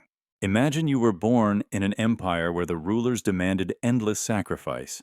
If the harvest failed, it was because you had not offered enough. If the kingdom was at war, you were expected to surrender your sons, your crops, your peace of mind. Sacrifice was the highest virtue, the ritual that proved your worth. No one dared to question it, because to question was to betray the collective. Fast forward to today, and you'll see the same system, only dressed in modern language. Now, it's called dedication, hustle, commitment. You are told that burnout is a badge of honor, that exhaustion is proof you care enough. Corporations and institutions praise you for working past your limits, celebrating your willingness to give everything, and ask nothing in return. Studies show that chronic overwork damages not only the body, but also the capacity for independent thought. A burned-out mind is easier to control because it has no energy left to resist, to reflect, to demand better treatment. This is the sacrifice justification system, framing relentless self-denial as a moral good. You are taught to feel guilty for resting, ashamed for needing balance, unworthy if you refuse to give until there is nothing left. Ancient empires convinced people that sacrifice kept the gods appeased. Today, you are told it keeps your career alive, your relationship stable, your identity valid. The story is the same. If you are suffering, you must be doing something right. But real worth is not measured by how much of yourself you can burn away. True value comes from what you build when you are whole, not broken. If you never question who benefits from your sacrifice, you will spend your life pouring from an empty vessel, convinced that depletion is destiny. Imagine waking to the news that the sky has gone dark in the middle of the day. For ancient civilizations, eclipses weren't just natural events, they were terrifying omens. Priests and rulers used these moments of fear to tighten their grip on the masses. When people panic, they crave certainty, and those in power are eager to offer it in exchange for obedience. This is the fear-filled calendar, a cycle of crisis that becomes a tool of control. Today, the eclipses have been replaced by rolling news alerts, viral disasters, and endless countdowns to catastrophe. Every headline screams urgency. Every notification tells you something terrible is about to happen. Your brain, evolved to survive real threats, reacts the same way it did thousands of years ago. Heightened cortisol, tunnel vision, blind trust in any figure who claims to have solutions. Psychologists call this amygdala hijack, the emotional center of your mind overwhelming your rational thought. The more often you're triggered by fear, the easier you are to manipulate. Leaders, corporations, and media outlets understand this perfectly. They build calendars of dread, financial crashes, health panics, moral emergencies. Each new crisis resets your focus, ensuring you never have the space to question deeper patterns of control. The next time you feel the pulse of panic over a breaking story, pause. Ask yourself whether the danger is real or simply the latest eclipse in a manufactured cycle. The fear-filled calendar thrives because it feels responsible to stay afraid. But true awareness begins when you reclaim your attention from the machinery of crisis. Imagine living under a king who controlled every grain of food, rationing supplies so carefully that even a meager bowl of rice felt like a gift. Ancient rulers understood a brutal equation. If you keep people hungry enough, they'll thank you for crumbs. Scarcity creates dependence, and dependence breeds loyalty. This tactic didn't vanish when empires fell. It just changed its costume. Today, corporations and platforms use artificial scarcity to manufacture desire and control. Limited time offers, exclusive memberships, and intentionally restricted access all exploit the same psychological lever. Researchers call this the scarcity principle. When something feels rare, it feels valuable. Studies show that people will pay more, wait longer, and fight harder for resources they think might disappear. That's why luxury brands release products in tiny batches, why apps stagger feature rollouts, why subscription services dangle premium tiers you can almost reach. Even social media thrives on scarcity. Your attention, your validation, your sense of belonging are all carefully rationed to keep you logging back in. The brain interprets scarcity as urgency, a signal that survival is at stake. So you cling to whoever controls the supply, grateful for every scrap. But remember, in a world of abundance, most scarcity is designed, not real. The next time you feel desperate to secure a limited spot or claim a vanishing reward, ask yourself who benefits from your anxiety. Recognizing this trick might be the first step toward reclaiming your freedom. What if the first story you ever heard about yourself was designed to make you feel unworthy? Imagine sitting by a fire as the elders tell you that humanity was born from a mistake, a sin that can never be fully washed away. Ancient cultures understood that shame is the most powerful leash ever invented. If you believe you are broken from the start, you will spend your life trying to earn redemption you can never quite touch. Today, this tale has been upgraded and rebranded. You are told you're not enough, not successful enough, not beautiful enough, and that only by buying, striving, and performing can you hope to feel complete for a fleeting moment. Psychologists call this learned helplessness, when people accept that they are flawed and surrender to any authority that offers them relief. Advertising thrives on this reflex. Every slogan that promises transformation begins by quietly reminding you of your inadequacy. Researchers have shown that messages triggering shame create stronger consumer impulses than those that inspire pride or confidence. A study found that people who felt bad about themselves were far more likely to buy products they believed would repair their damaged self-image. The Shameful origin tale is not just a story. It's an economic engine that fuels entire industries. Self-help gurus sell you expensive cures for problems they convinced you had. Social media amplifies the effect by rewarding the appearance of perfection while punishing honesty. The result is a culture where everyone wears a polished mask, terrified that their hidden flaws will be exposed. The real tragedy is that when you believe you were born broken, you never notice the possibility that you were already whole all along. The question is whether you can abandon the myth before it consumes every part of your life. Imagine trying to hear a single voice in a stadium roaring with noise. In ancient times, kings and emperors knew that chaos could be a tool. They staged endless parades, festivals, and spectacles, flooding the senses so no one could focus on what truly mattered. Today, the noise flood strategy has evolved into a more insidious form: content overload. Your feeds deliver a constant stream of updates, opinions, memes, and distractions. Every hour, the trivial buries the important under an avalanche of novelty. Neuroscientists have found that this torrent hijacks your attention. Each headline and notification triggers dopamine, training your brain to crave the next ping instead of depth. You feel informed, but you're really just overstimulated.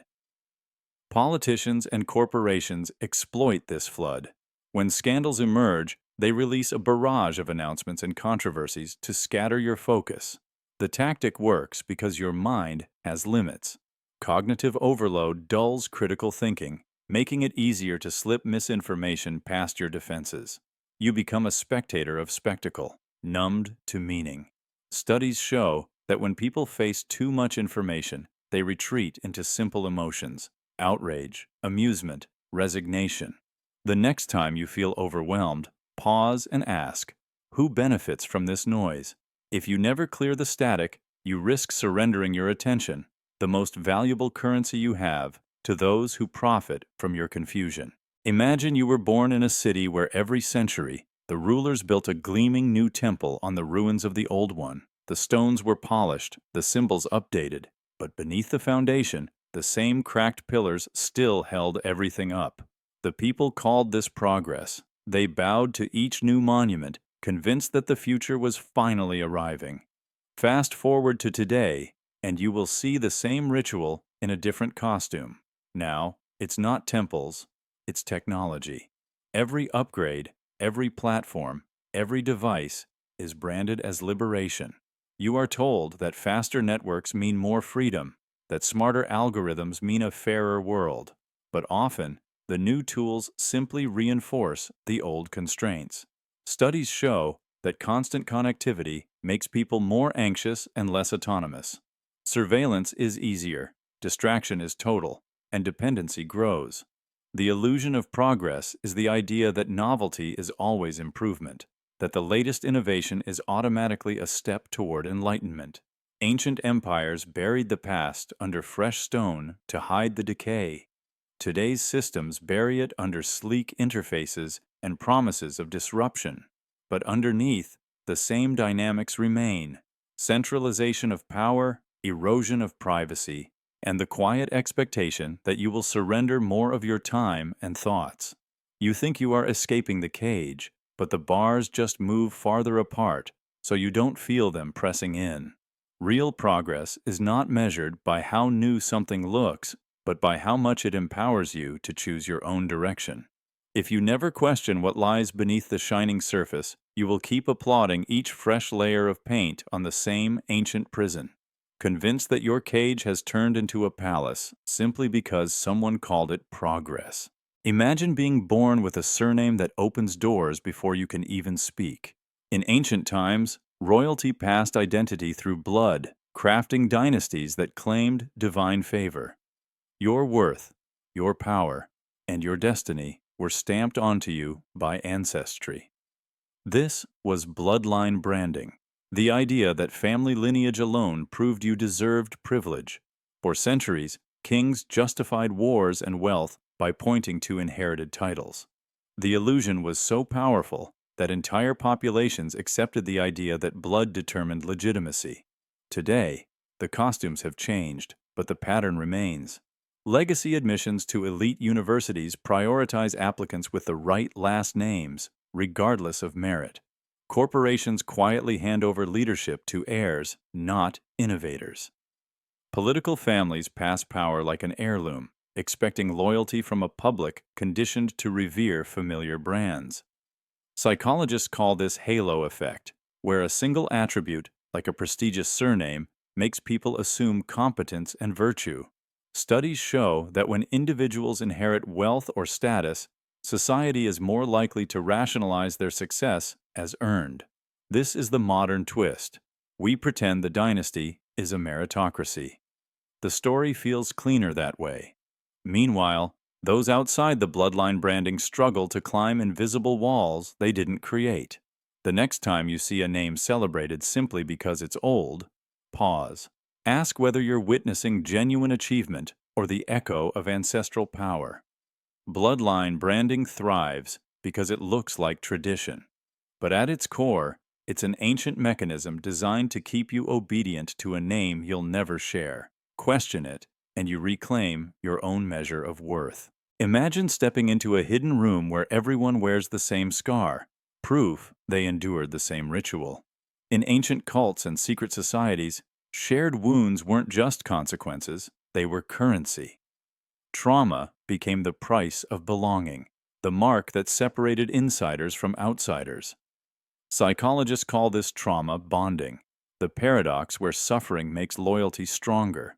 When people endure pain together, they feel a sense of unshakable connection, even if that pain was inflicted by the very group they trust. Today, the ritual has migrated online. In some digital communities, stories of despair become badges of honor. The more graphic the confession, the more authentic you appear. Instead of healing, pain is sometimes glorified, transformed into a kind of initiation test.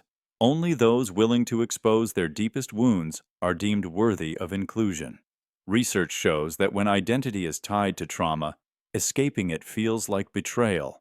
It's a powerful form of social glue. and a dangerous one. Algorithms amplify the cycle, rewarding posts that evoke strong emotion, especially suffering. You scroll past 1,000 declarations of struggle, and without realizing it, you absorb the idea that belonging requires proof of damage. But pain doesn't always equal wisdom, and suffering shouldn't be a contest. The next time you feel pressured to share your scars to earn acceptance, pause. Ask yourself who benefits when your trauma becomes performance. In a world eager to measure worth by wounds, protecting your story might be the bravest act of all. What if the gratitude you feel every day was carefully taught to keep you in place? Imagine peasants bowing before their lord, thanking him for not taking more of their harvest. They were told survival was a gift and that gratitude was proof of virtue. The same ritual repeats itself today. You're expected to thank your employer for giving you work, your landlord for letting you pay rent, your favorite brand for allowing you to buy their product. Psychologists call this the normalization of dependency. When you internalize the idea that the system you serve is benevolent rather than self-interested. In one study, workers praised for their loyalty were more likely to tolerate unfair conditions. Gratitude, it turns out, can be engineered into a reflex that keeps you compliant. Social media platforms fuel this by rewarding public gratitude, posts celebrating hustle culture, testimonials of devotion to corporate missions, stories that frame exploitation as opportunity. The inverted gratitude rule works because it hijacks a natural instinct. Genuine gratitude for kindness is healthy, but forced gratitude for basic rights or fair treatment is a subtle form of control. When you are told you should be grateful simply for being allowed to survive, you stop questioning whether you deserve more. This story is ancient. Monarchs claimed divine favor, and their subjects thanked them for scraps. Today, companies claim to be families and expect you to prove your loyalty in return. The tragedy is that when you confuse dependence with generosity, you never see the cage forming around you. The question is whether you can reclaim your gratitude for what is truly earned and stop offering it to those who expect it by design. Imagine living under a ruler who never punished you outright, but instead drowned you in praise. In ancient courts, leaders discovered that flattery could be more effective than fear. Public compliments about loyalty and virtue made dissent feel shameful, almost unthinkable. Today, the flattery weapon has evolved into something more subtle. Performance reviews that gush over your attitude, social platforms that shower you with likes, even algorithms that tailor content to your ego. All of it is designed to keep you smiling in a cage. Neuroscientists know that praise activates the same brain circuits as addictive drugs. Dopamine surges, and you crave more approval. The more you're rewarded, the more you comply. Studies show that even shallow compliments can reshape behavior, turning independent thinkers into quiet supporters. Corporations use this tactic to soften the edges of exploitation. A little praise after long hours makes the sacrifice feel noble. Politicians use flattery to disguise manipulation as inspiration. Algorithms do it by feeding you affirming content that keeps you scrolling, nodding, never questioning. The danger is simple. When you depend on approval, you stop examining whether you deserve it or need it. You surrender your skepticism for a fleeting hit of validation. The next time someone praises you, pause and ask, is this recognition or a leash? If you never question the motive behind the compliment, you risk becoming a willing captive in a prison built from your own need to feel seen. Imagine you were born in a city where citizens gathered in grand assemblies, invited to stand and speak their truths. From sunrise to dusk, voices filled the marble halls. Passionate pleas, measured arguments, desperate confessions. But when the torches were extinguished, only the council of elites decided what happened next. The speeches were theater, a ritual to convince the people they mattered. Fast forward to today, and the performance has simply moved online. Now you have comment sections, surveys, customer feedback portals. You are asked to share your thoughts, to rate your experience, to click your opinion. It feels like participation. It feels like agency. But when the decisions are made, Your voice is rarely part of the calculation.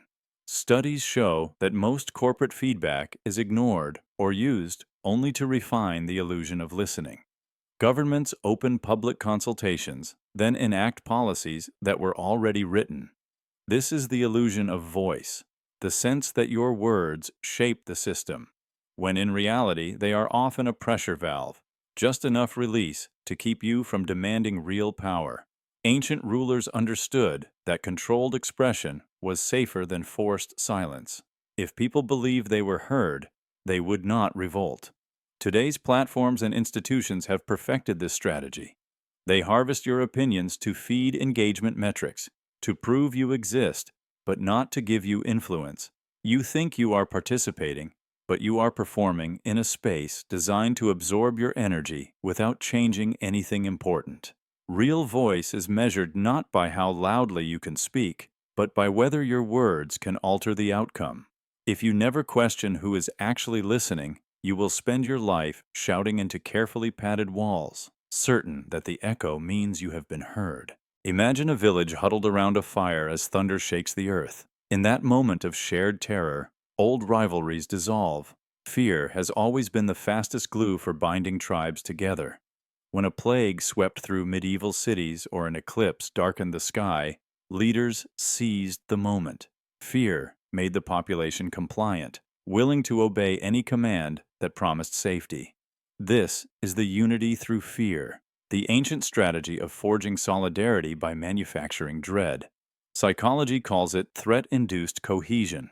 When the amygdala senses danger, your brain deprioritizes skepticism and individual judgment. You look up for guidance, not around for alternatives. Today, the plagues and omens have been replaced by rolling crises.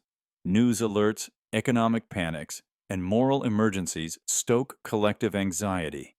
The more afraid you are, the easier it is to keep you focused on a common enemy, whether it's a virus, an ideology, or a foreign power. Research shows that leaders can boost approval ratings simply by invoking fear. Corporations do the same, selling products as shields against looming disasters.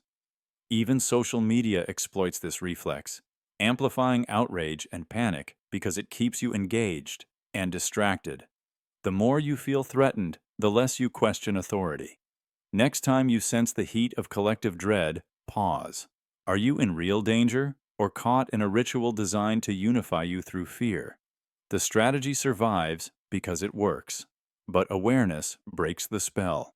True unity doesn't require panic. It requires clarity, compassion, and the courage to look around, not just up. Imagine standing before a teacher who answers every question with a riddle, a maze of clever phrases that sound profound but never quite resolve. In ancient times, this wasn't just a test of wisdom. It was a tactic. By cloaking truth in puzzles, leaders could confuse dissenters and protect their own authority. If no one could agree on what the message meant, no one could challenge it. Today, the strategy has evolved into corporate speak and bureaucratic jargon. Entire industries thrive on language so vague it becomes impossible to hold anyone accountable. Policies promise to leverage synergies, enhance alignment, or optimize solutions while saying nothing concrete. Psychologists call this strategic ambiguity. Studies show that when people feel uncertain, they're less likely to push back or demand clarity. Confusion becomes compliance.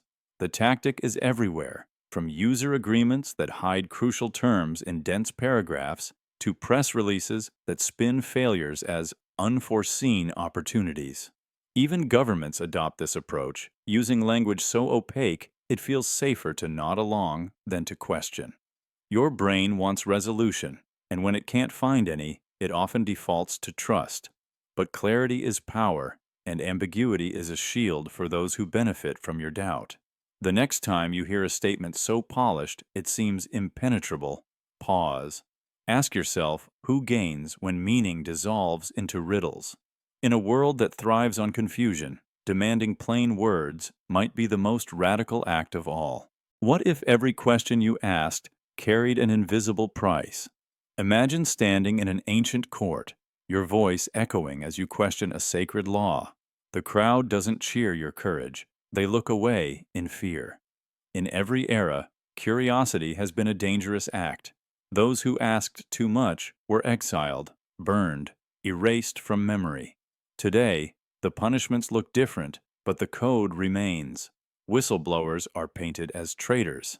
Skeptics are called cynical or negative. Independent thinkers are quietly sidelined and marked as troublemakers. Psychologists call this social conformity pressure, when a group will attack anyone who threatens its shared narrative. A classic experiment by Solomon Asch showed how people will agree with obvious falsehoods just to avoid being the lone dissenter. In the digital age, the stakes are higher. Algorithms bury critical voices and amplify safe, popular opinions. Corporations celebrate innovation, but only the kind that doesn't challenge their power. Schools reward obedience disguised as curiosity, approved questions with predictable answers. The punished curiosity code is powerful because it masquerades as consensus. You're told that true thinkers are embraced, when in reality, the system thrives on compliant minds. History is filled with people who broke this code. Galileo, who faced the Inquisition for looking at the stars. Whistleblowers who sacrificed everything to reveal hidden truths. The tragedy is that when curiosity is punished, everyone pays the cost. The world becomes smaller, duller, ruled by the comfort of unchallenged beliefs. The question is whether you will trade your voice for acceptance or risk asking the questions no one wants to hear. Imagine waking up every day to a proclamation that an unseen enemy is plotting your destruction. In ancient empires, rulers blamed demons, witches, or heretics for every crisis. Famine, disease, rebellion, it was always the work of some sinister force. This tactic served a purpose. If the people feared an external threat, they wouldn't question the decay within. Today, the symbolic enemy cycle has evolved into something more sophisticated. Politicians and corporations invent new adversaries, outsiders, rivals, ideologies, to distract you from corruption and failure. Neuroscientists have found that fear sharpens attention but narrows thinking. When you're afraid, you crave simple stories, clear villains. You stop asking uncomfortable questions about your leaders. Media outlets amplify this instinct, flooding your mind with headlines about enemies at the gate. Every setback becomes an opportunity to reinforce the myth. When the economy stumbles, blame immigrants. When trust evaporates, blame conspiracies. The cycle repeats because it works. Studies show that when people feel threatened, they cling to authority even more tightly. You trade skepticism for security, independence for reassurance. The next time you hear about a looming menace, pause and ask, who benefits from my fear? If you never question the narrative, you risk spending your life chasing phantoms, while the real damage happens quietly behind closed doors. The more you fear imaginary enemies, the less you see the truth unraveling in plain sight. Imagine you were born in a city where obedience was the highest virtue. The streets were calm, the citizens polite, the rituals perfectly choreographed. No one protested, no one complained, and no one dared to question why nothing ever changed. The rulers called this peace, but it was really a silent conquest. People had learned to confuse absence of conflict with freedom. Fast forward to today, and you'll see the same mask worn in softer colors. You call yourself free because you follow the rules without being forced. You call yourself liberated because you rarely feel the urge to resist. But psychologists have found that people who feel powerless often adapt by becoming passive. So well behaved, they stop noticing the bars around them. This is the passive obedience mask, the illusion that compliance is a sign of autonomy. You pay your bills, you nod along in meetings, you watch the headlines and whisper that someone else should do something. You confuse your quiet survival with liberation. Ancient empires knew that open rebellion was rare when people were convinced that acceptance was a higher moral ground. Today's institutions don't have to censor your thoughts if they can convince you to silence yourself. If you never test the boundaries of your freedom, you can spend your entire life inside invisible walls, believing you are outside. The mask feels safe because it draws no attention, provokes no punishment, keeps you in the good graces of the system. But real freedom is not the absence of friction, it's the presence of choice. It is the willingness to confront discomfort, to risk being seen as difficult or defiant. If you never remove the mask, you will never know if you were obedient by choice or because you were too exhausted to imagine another way. Imagine standing before a throne plated in gold, the ruler above you bathed in shimmering light. For ancient civilizations, wealth wasn't just a display of power, it was a symbol of divine favor. Kings and emperors wrapped themselves in gold to create an illusion. If they possessed such riches, surely the gods had chosen them. This is the gold halo syndrome, an ancient bias that still thrives today. Psychology calls it the halo effect, our tendency to assume that someone successful in one area must be competent in all others. Modern society worships wealth as proof of wisdom. The billionaire must be insightful about politics. The celebrity entrepreneur must have the answers to your life. Every polished surface becomes a mirror, reflecting imagined virtue. Studies show that when people see signs of affluence, luxury clothing, expensive cars, opulent homes, they unconsciously rate the wealthy as smarter, kinder, even more moral. The illusion is reinforced by media that treats rich figures as oracles, repeating their opinions without scrutiny. Corporations spend billions cultivating this aura, using branding to wrap products in the same golden glow. The result is a culture that confuses money with meaning, status with substance. The next time you feel the reflex to trust someone simply because they look prosperous, pause. Ask whether you're seeing genuine insight or just the shine of accumulated wealth. The gold halo syndrome persists because it feels natural to equate gold with greatness. But when you look closer, you may find the brilliance is only a surface, carefully polished to keep you obedient and awed. Imagine living under a ruler who senses rebellion brewing.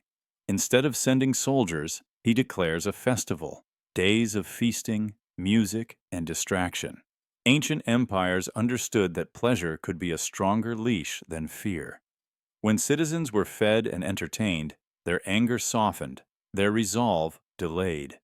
Historians have documented how Roman leaders staged lavish spectacles in the Colosseum whenever discontent rose.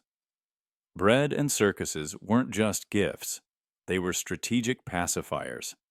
Today, the tactic has evolved, but never disappeared. Whenever protest movements begin to gather momentum, you'll often see a sudden wave of entertainment saturate the calendar. Major sporting events, blockbuster premieres, influencer controversies, each one pulls your attention away from the causes that threaten the status quo. Psychologists call this affect regulation, shifting emotional states to reduce collective action. Studies show that when people are overstimulated by novelty and pleasure, they're less likely to engage in dissent. Even social media contributes to this strategy, flooding your feed with viral distractions whenever political outrage trends. The pattern is subtle but consistent. Keep the population entertained, and you keep them docile. The next time you notice a sudden celebration or a spectacle that feels conveniently timed, pause. Ask yourself whose interests are served by your amusement. In a world eager to turn every crisis into a carnival, remembering what matters might be the only way to stay free. What if the quiet you keep every day was never really your choice? Imagine standing in a medieval hall where silence is demanded as proof of loyalty. The king speaks, and no one dares to respond. That hush was called sacred submission, a ritual that kept power unchallenged. Today, the ritual remains, hidden in the language of professionalism and politeness. Psychologists call this pluralistic ignorance, when everyone privately disagrees but believes they are alone, so no one speaks up. A famous experiment by Solomon Asch showed how a single dissenter could shatter the illusion, but without that voice, the group would endorse obvious lies.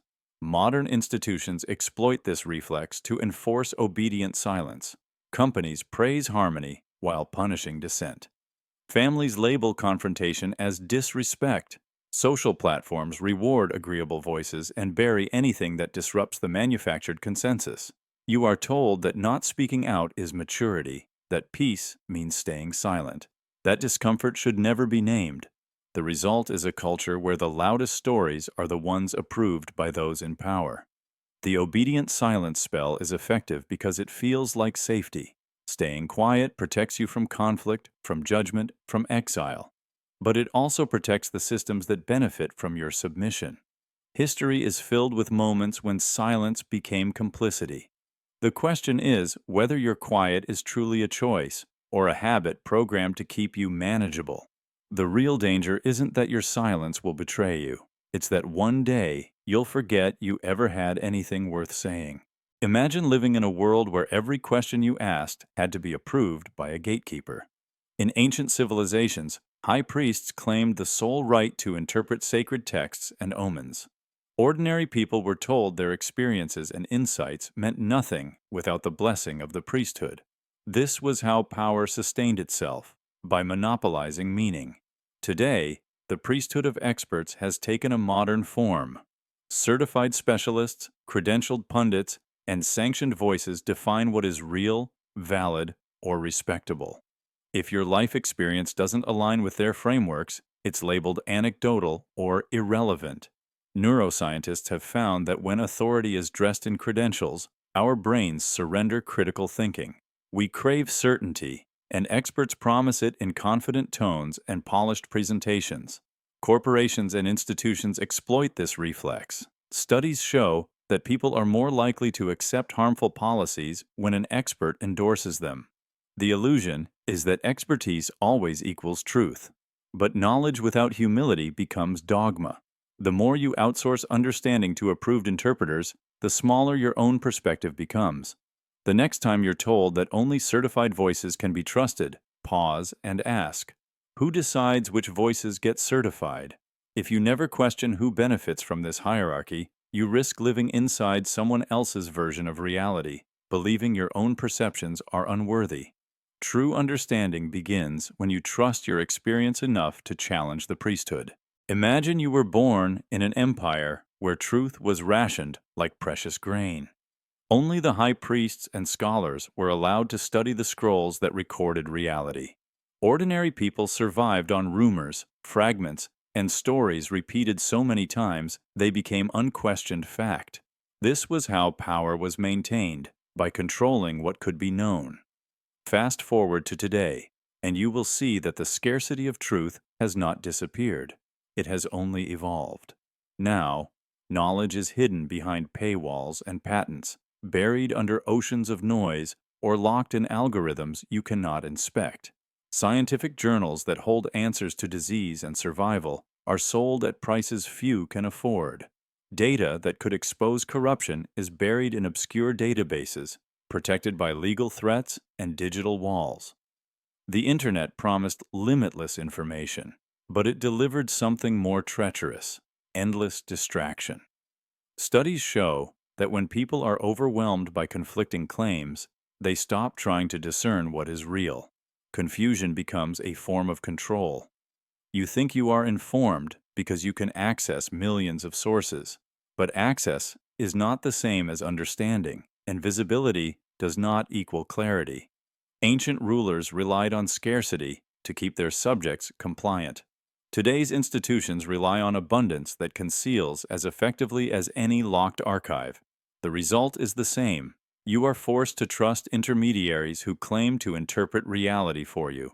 If you never question why truth is so hard to find, you will spend your life consuming content that feels enlightening but leaves you powerless. Real freedom requires more than access. It demands the courage to sift through the noise, to question the polished narratives, and to insist that truth should never be a luxury reserved for the powerful. Imagine a vast plaza filled with silent crowds, waiting for a ruler to step onto a balcony. In ancient times, leaders understood that public displays of emotion, tears, triumph, outrage, were more powerful than any decree. When the king wept, the kingdom wept. This is the emotional choreography effect, the deliberate staging of feelings so entire populations will mirror them. Human psychology is wired for emotional contagion. Studies show that watching others express powerful feelings triggers mirror neurons in your brain, priming you to experience the same state. Leaders have always exploited this reflex. During Roman triumphs, generals paraded spoils and captives, orchestrating waves of collective euphoria. In medieval Europe, public executions were staged as communal grief and moral purification. Today, the choreography persists, but in new costumes.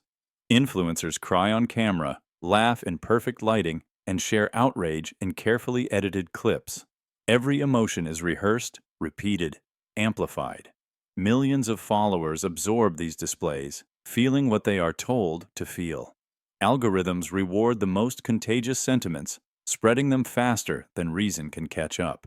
This isn't always malicious, but the effect is the same. Your emotions are shaped by performances you mistake for authenticity. The next time you feel a surge of collective anger or empathy online, pause. Ask yourself whether you're responding to reality or just participating in an expertly choreographed ritual.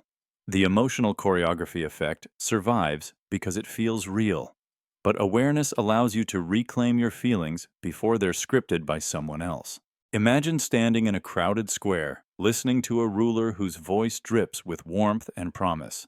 He tells you that every hardship is necessary, that your sacrifice is noble, that together you are building a brighter future. You almost believe him. Ancient tyrants mastered this art, using charisma to soften their cruelty. History is filled with leaders who smiled as they conquered, who praised the very people they oppressed. Psychologists call this the halo effect. When someone is charming or attractive, we assume their intentions must be good. Today, this same illusion thrives in boardrooms and on screens. Smiling billionaires talk about disruption and progress, while entire communities are hollowed out by their business models. They pose in hoodies and sneakers, promising they're just like you, while amassing power no emperor could imagine.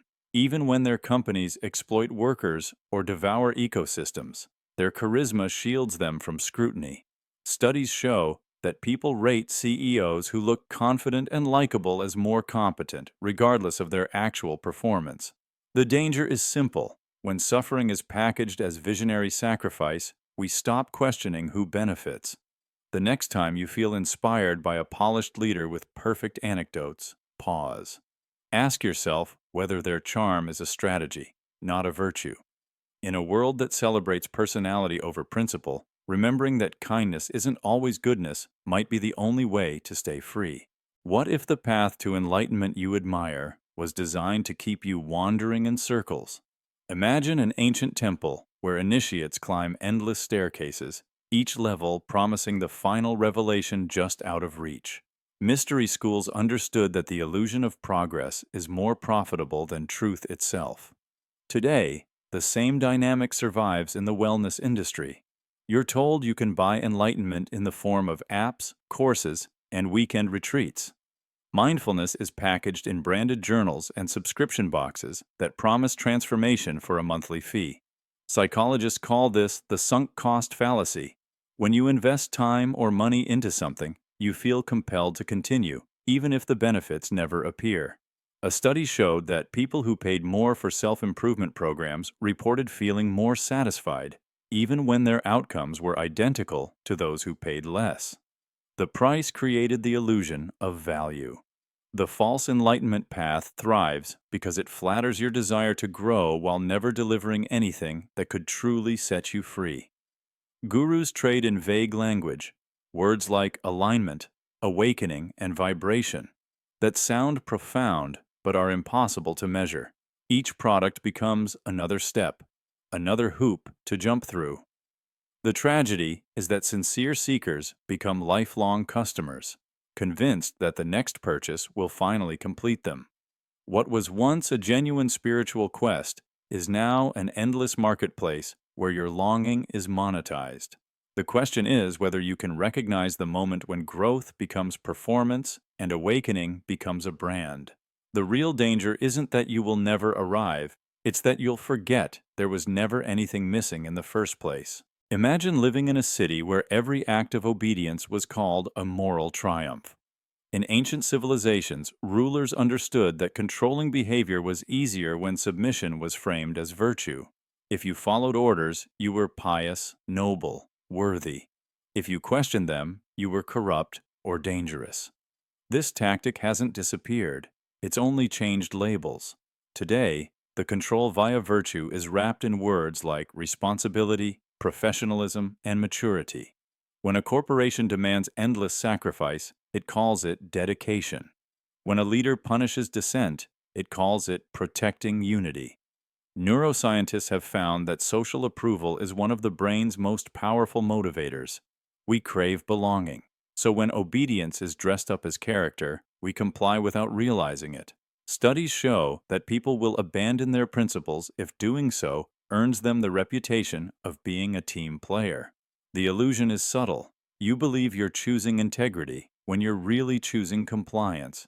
Every system needs loyal participants to survive. The more you equate virtue with obedience, the more you surrender your power to define what is right for yourself. The next time someone praises you for being responsible or mature, pause and ask, is this about my growth or my control? If you never question who benefits from your sacrifice, you risk living a life shaped by other people's expectations, convinced that virtue means never stepping out of line. Imagine you were born in a city where temple servants were never allowed to rest. From dawn to midnight, they polished statues, lit candles, prepared offerings. Their exhaustion was not an accident, it was a design. A tired mind has no space to question, to doubt, to rebel. The priests called it devotion. The rulers called it discipline, but it was simply a tactic to keep people too weary to see the truth. Fast forward to today, and you'll find the same tactic in modern disguise. Now, it's called hustle culture. You are taught that sleep is for the weak, that real worth comes from working longer, pushing harder, never stopping. Companies praise your dedication when you answer emails at midnight. Motivational slogans tell you that if you rest, someone else will win. Studies show that chronic fatigue weakens critical thinking and increases compliance. A society that never stops working becomes easier to manage because no one has the energy to question the system. This is the ritualized fatigue tactic, turning exhaustion into a moral badge, a symbol of belonging and superiority. Ancient servants believed their sacrifice fed the gods. Today's workers believe their sacrifice feeds their dreams. But in both eras, the benefits flow upward while the cost is paid by those at the bottom. The more you celebrate overwork, the less you notice how it consumes your health, your relationships, your clarity. Real strength is not measured by how far you can push yourself into depletion. It is measured by how willing you are to protect your time and sanity. If you never question who profits from your exhaustion, you will spend your life burning yourself to ash and calling it progress. If you never reclaim your right to rest, you will mistake exhaustion for virtue and wonder why nothing ever feels enough. The sacred noise layer. Imagine standing in a dark temple as an oracle delivers her prophecy. Her voice is soft but tangled in riddles, each phrase deliberately obscure. You leave convinced you've heard divine truth, though you can't quite explain what was said. This was the sacred noise layer, a veil of ambiguity designed to protect power by making refutation impossible. For centuries, leaders learned that clarity was dangerous. If people fully understood a message, they could challenge it. But if meaning was wrapped in layers of sacred noise, it became unassailable. Psychologists call this the illusion of profundity, when vague statements feel wise because your brain fills in the gaps. Today, this ancient tactic is alive in polished press conferences, corporate PR, and political speeches. Jargon, acronyms, and labyrinthine sentences create a fog that feels sophisticated but obscures simple truths. When a policy fails, it's reframed in abstract language so no one can pinpoint the failure. When a corporation wants to hide exploitation, it buries the facts in reports dense with technical terms. The more noise, the safer the speaker.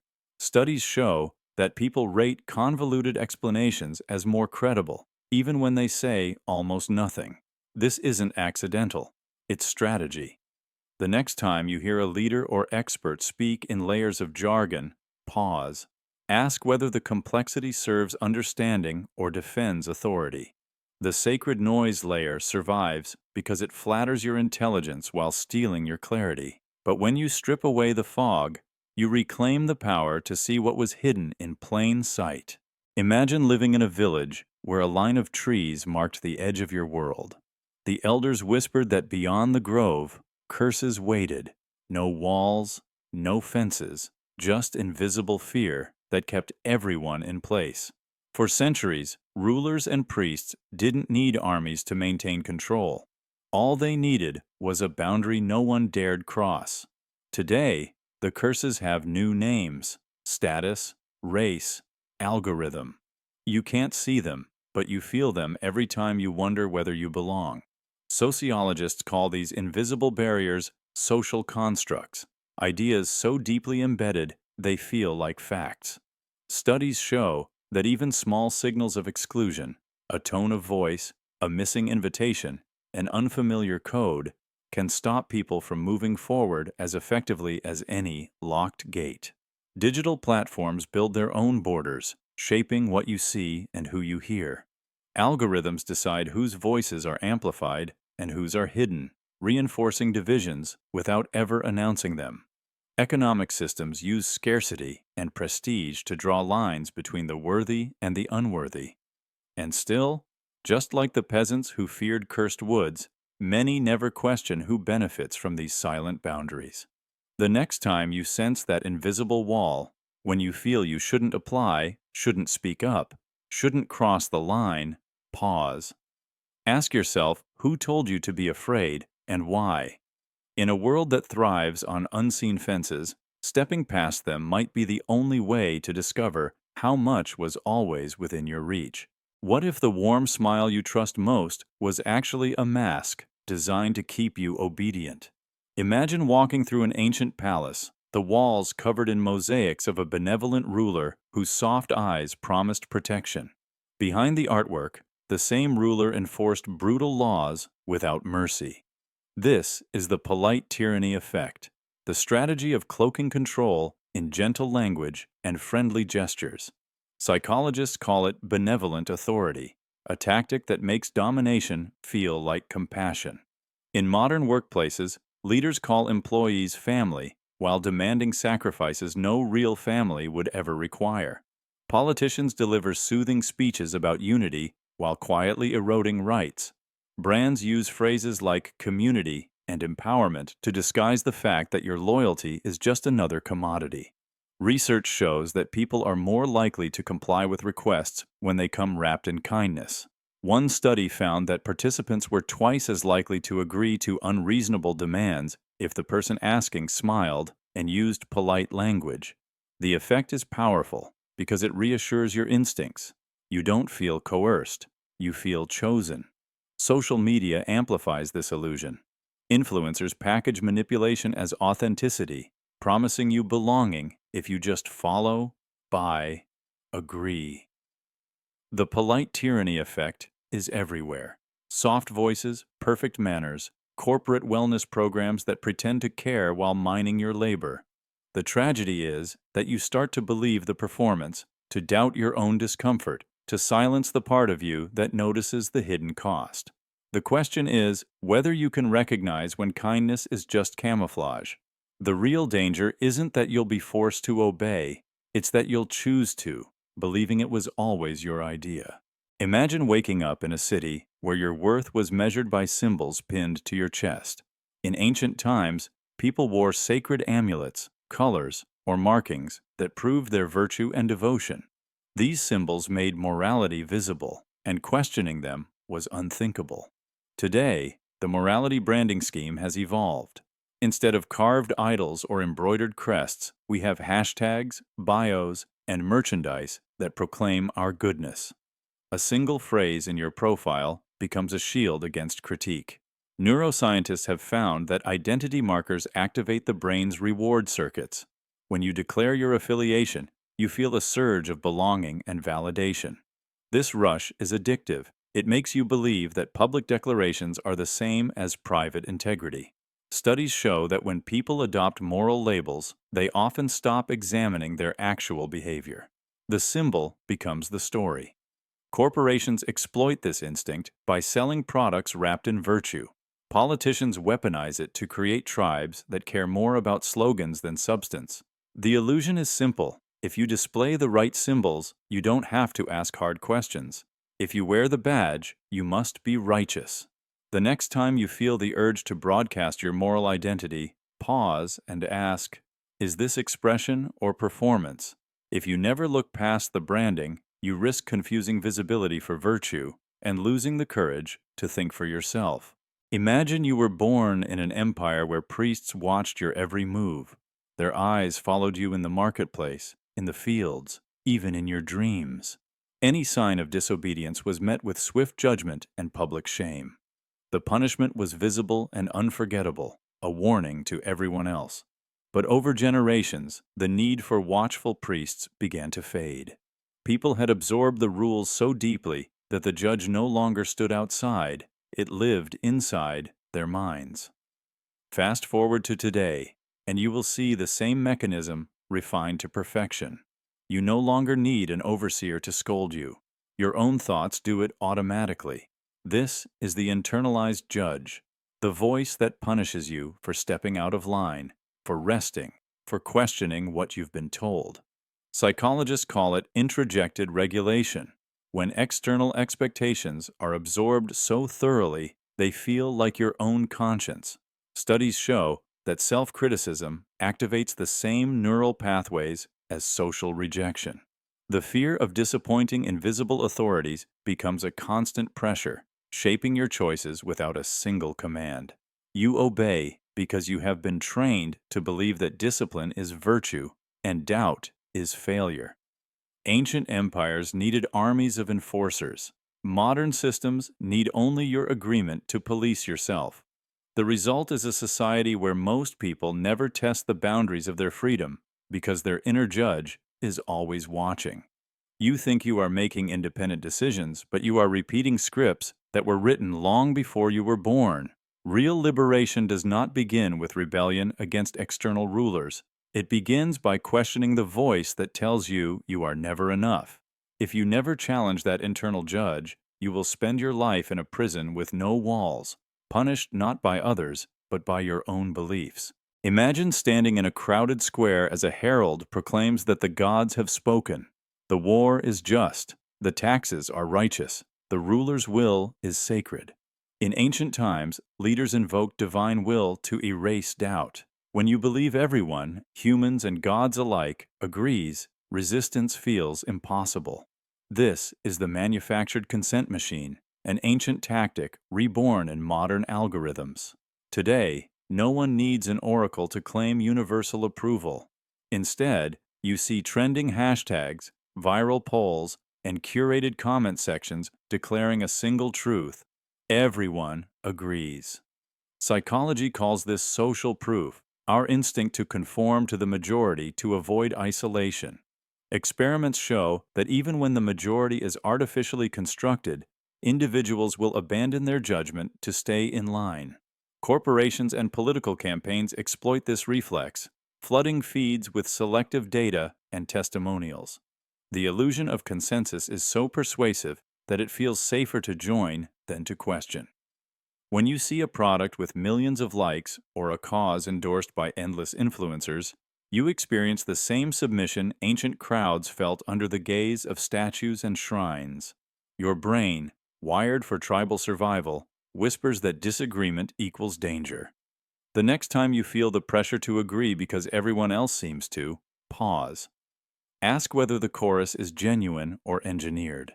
The manufactured consent machine thrives because it makes compliance feel natural, but awareness fractures the illusion. When you trust your own perception, you reclaim the freedom to think without permission. Imagine unrolling an ancient scroll that claimed to hold every truth you needed. But each line had been carefully copied, edited, or erased by unseen hands. What looked transparent was anything but. Throughout history, the powerful have relied on selective disclosure, sharing just enough to appear honest while hiding what mattered most. In old empires, scribes removed inconvenient details before scrolls reached the public. Today, the same tactic thrives under a modern name: controlled transparency. When a corporation releases internal documents or a government declassifies files, they're rarely giving you the full picture. Psychologists call this the illusion of explanatory depth, the belief that having partial information means you understand the whole. Studies show that when people see official leaks or fine print, they feel reassured, even if the data is incomplete or misleading. Social media amplifies this effect, turning curated disclosures into viral proof that nothing is hidden. But the truth is often buried in what isn't said: the redacted paragraphs, the context withheld, the leaks that were quietly approved to distract from deeper secrets. The next time you read a headline about transparency, pause. Ask yourself, who benefits from this partial revelation, and what remains concealed behind the performance of openness? In a world that trades in carefully filtered truth, remembering to question the frame around the facts might be the only way to stay truly informed. What if exhaustion was never just an accident, but a ritual you were taught to admire? Imagine a torchlit temple where priests sacrifice their own comfort to prove devotion, each drop of blood an offering of worth. The same dynamic thrives today in offices, startups, and schools. It's called the martyr production line, the system that trains you to wear sacrifice as a badge of honor. Psychologists call this self-destructive perfectionism, when people measure their value by how much they can endure. A study by Dr. Gordon Flett showed that those praised for working past exhaustion are more likely to repeat the behavior, even as their health collapses. Modern culture romanticizes overwork with phrases like hustle, grind, and dedication. You are told that rest is laziness, that balance is weakness, that if you just sacrifice enough, you will finally be worthy. But the finish line keeps moving. Social media fuels this cycle by rewarding stories of burnout disguised as heroism, posts celebrating sleepless nights and skipped meals as signs of character. The tragedy is that applause becomes addictive. Each sacrifice earns a moment of validation, but soon collapse becomes your identity. You start to believe that your suffering is what makes you valuable, that without it you have nothing worth offering. The martyr production line is powerful because it feels righteous. You're not just working, you're proving your moral worth. But the truth is simpler. A system that demands endless sacrifice does not care who you become as long as you remain productive. The question is whether you can step off the assembly line before it consumes everything you love. The real danger isn't that you'll fail, it's that you'll succeed and mistake depletion for purpose. Imagine living in a world where every small act of obedience earned you a token of approval.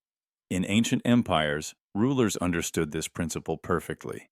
They handed out bread, coins, and privileges to those who stayed silent, who never dared to question the system. Compliance was rewarded, and resistance starved. Today, the obedience game reward has evolved into something far more sophisticated. Instead of loaves of bread, you receive discounts, loyalty points, algorithmic boosts, and little hearts on your screen. Neuroscientists have shown that these tiny incentives trigger dopamine, reinforcing behaviors that serve the system. You start to crave approval, not truth. Studies reveal that when people are rewarded for compliance, their critical thinking diminishes. They trade curiosity for comfort, skepticism for convenience. Corporations design apps and platforms to turn your life into a game of micro-rewards. The more you conform, liking, sharing, purchasing, the more you feel validated. Politicians use similar tactics: small tax breaks, exclusive access, or praise for being a model citizen. The illusion is that you're winning, when in reality, you're just being trained. The next time you feel a rush from a reward, pause and ask, what behavior is this reinforcing? If you never question the transaction, you risk living a life shaped by invisible incentives, convinced that obedience is progress when it's really just a softer form of control. Imagine you were born in a kingdom where faith was the only currency that mattered. If you questioned the sacred stories, you were marked as a danger. The elders would not scream or imprison you outright. They would simply declare that your presence was corrupting. So you were exiled to the edges of the village, cut off from trade, conversation, and belonging. Over time, you learned that survival required silence. Doubt had a cost few could pay. Fast forward to today, and you will see the same ritual in modern clothes. Now it's not faith in gods, it's faith in systems, platforms, and official narratives. When you question them, you don't receive a public sentence. You simply vanish. Your posts stop appearing. Your reach collapses. Invitations dry up. This is shadow exile, a quiet punishment that leaves no scars but teaches the same lesson. Never challenge the consensus. Psychologists call it social exclusion, and studies show it activates the same brain regions as physical pain. The fear of disappearing keeps most people compliant, even when they sense something is wrong. You tell yourself you're free because no one has dragged you away in chains. But control has become more elegant. Ancient rulers needed walls and guards to enforce loyalty. Today's systems need only the threat of erasure. If your voice stops echoing, you begin to wonder if you ever existed at all. This is how doubt is banished, not by argument, but by making it invisible. Real freedom is not measured by how easily you can speak, but by whether you are willing to risk becoming invisible when you do.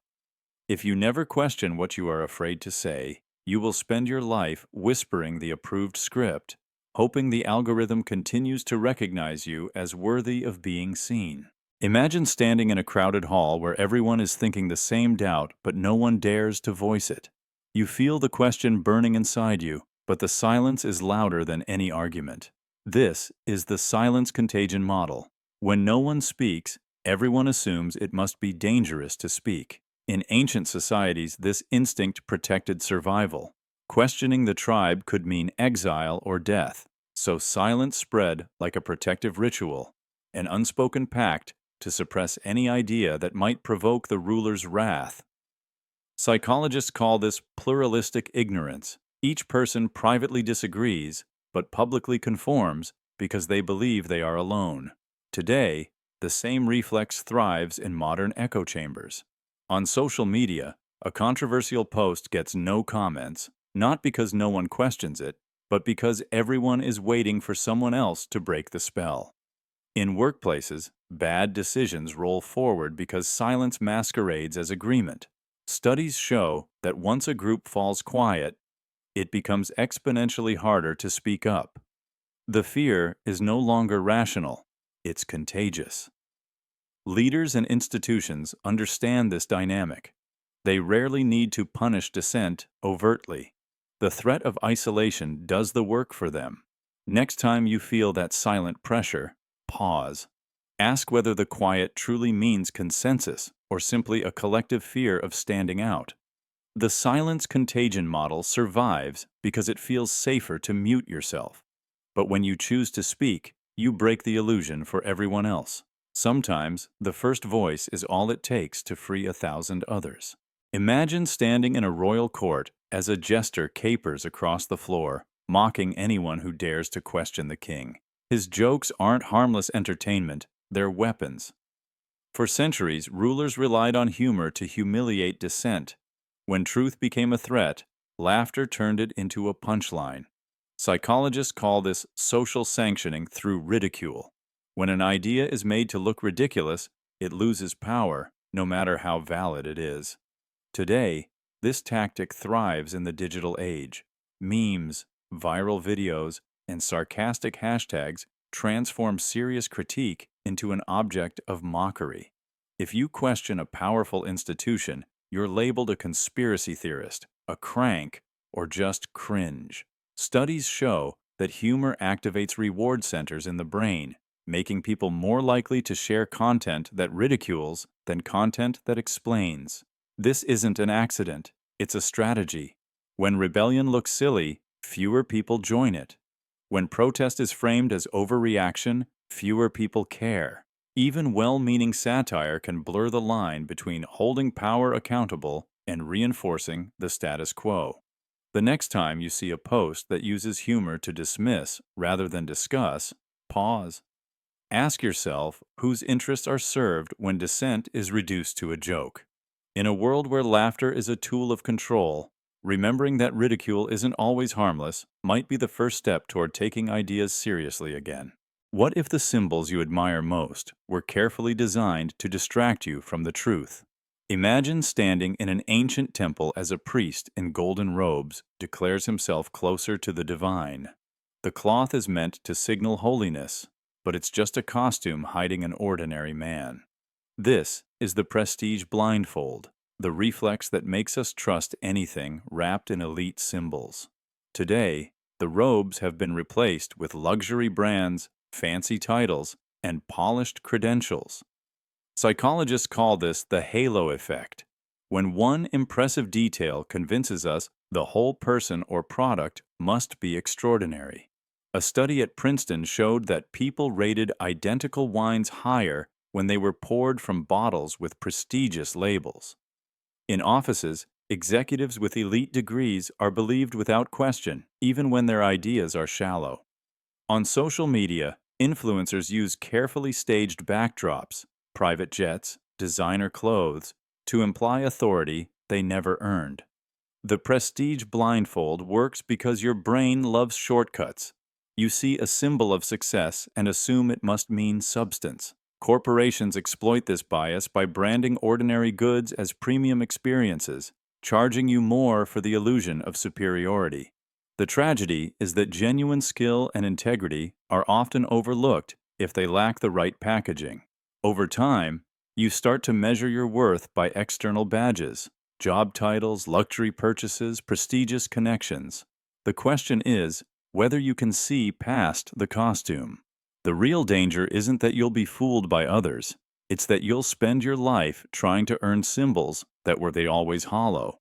The moment you lift the blindfold, you'll realize that real value was never in the robes. Imagine waking up believing that every hardship you endure is a sacred sign that you are chosen. In ancient kingdoms, rulers claimed divine blood, a supernatural lineage that made them destined to rule. Ordinary people were taught that their suffering had purpose, to serve the chosen few. Today, the chosen identity virus has evolved. Instead of royal bloodlines, it spreads through the idea that personal struggle automatically grants moral superiority.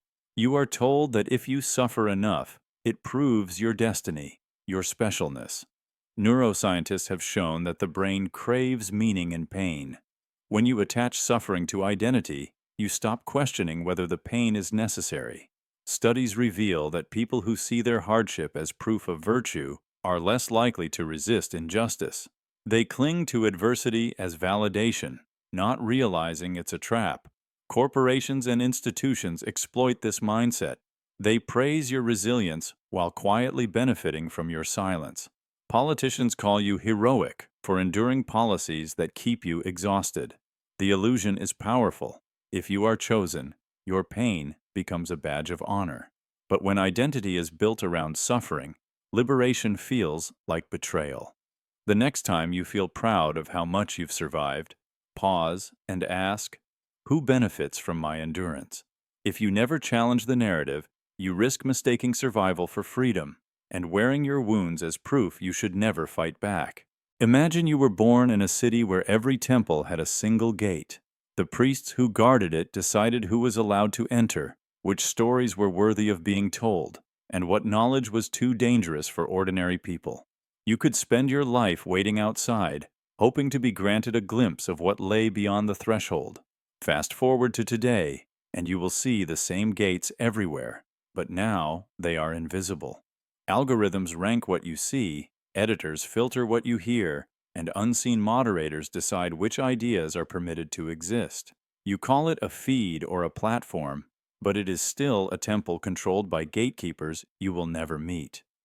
Psychologists call this the architecture of attention, the hidden design that shapes what your mind consumes.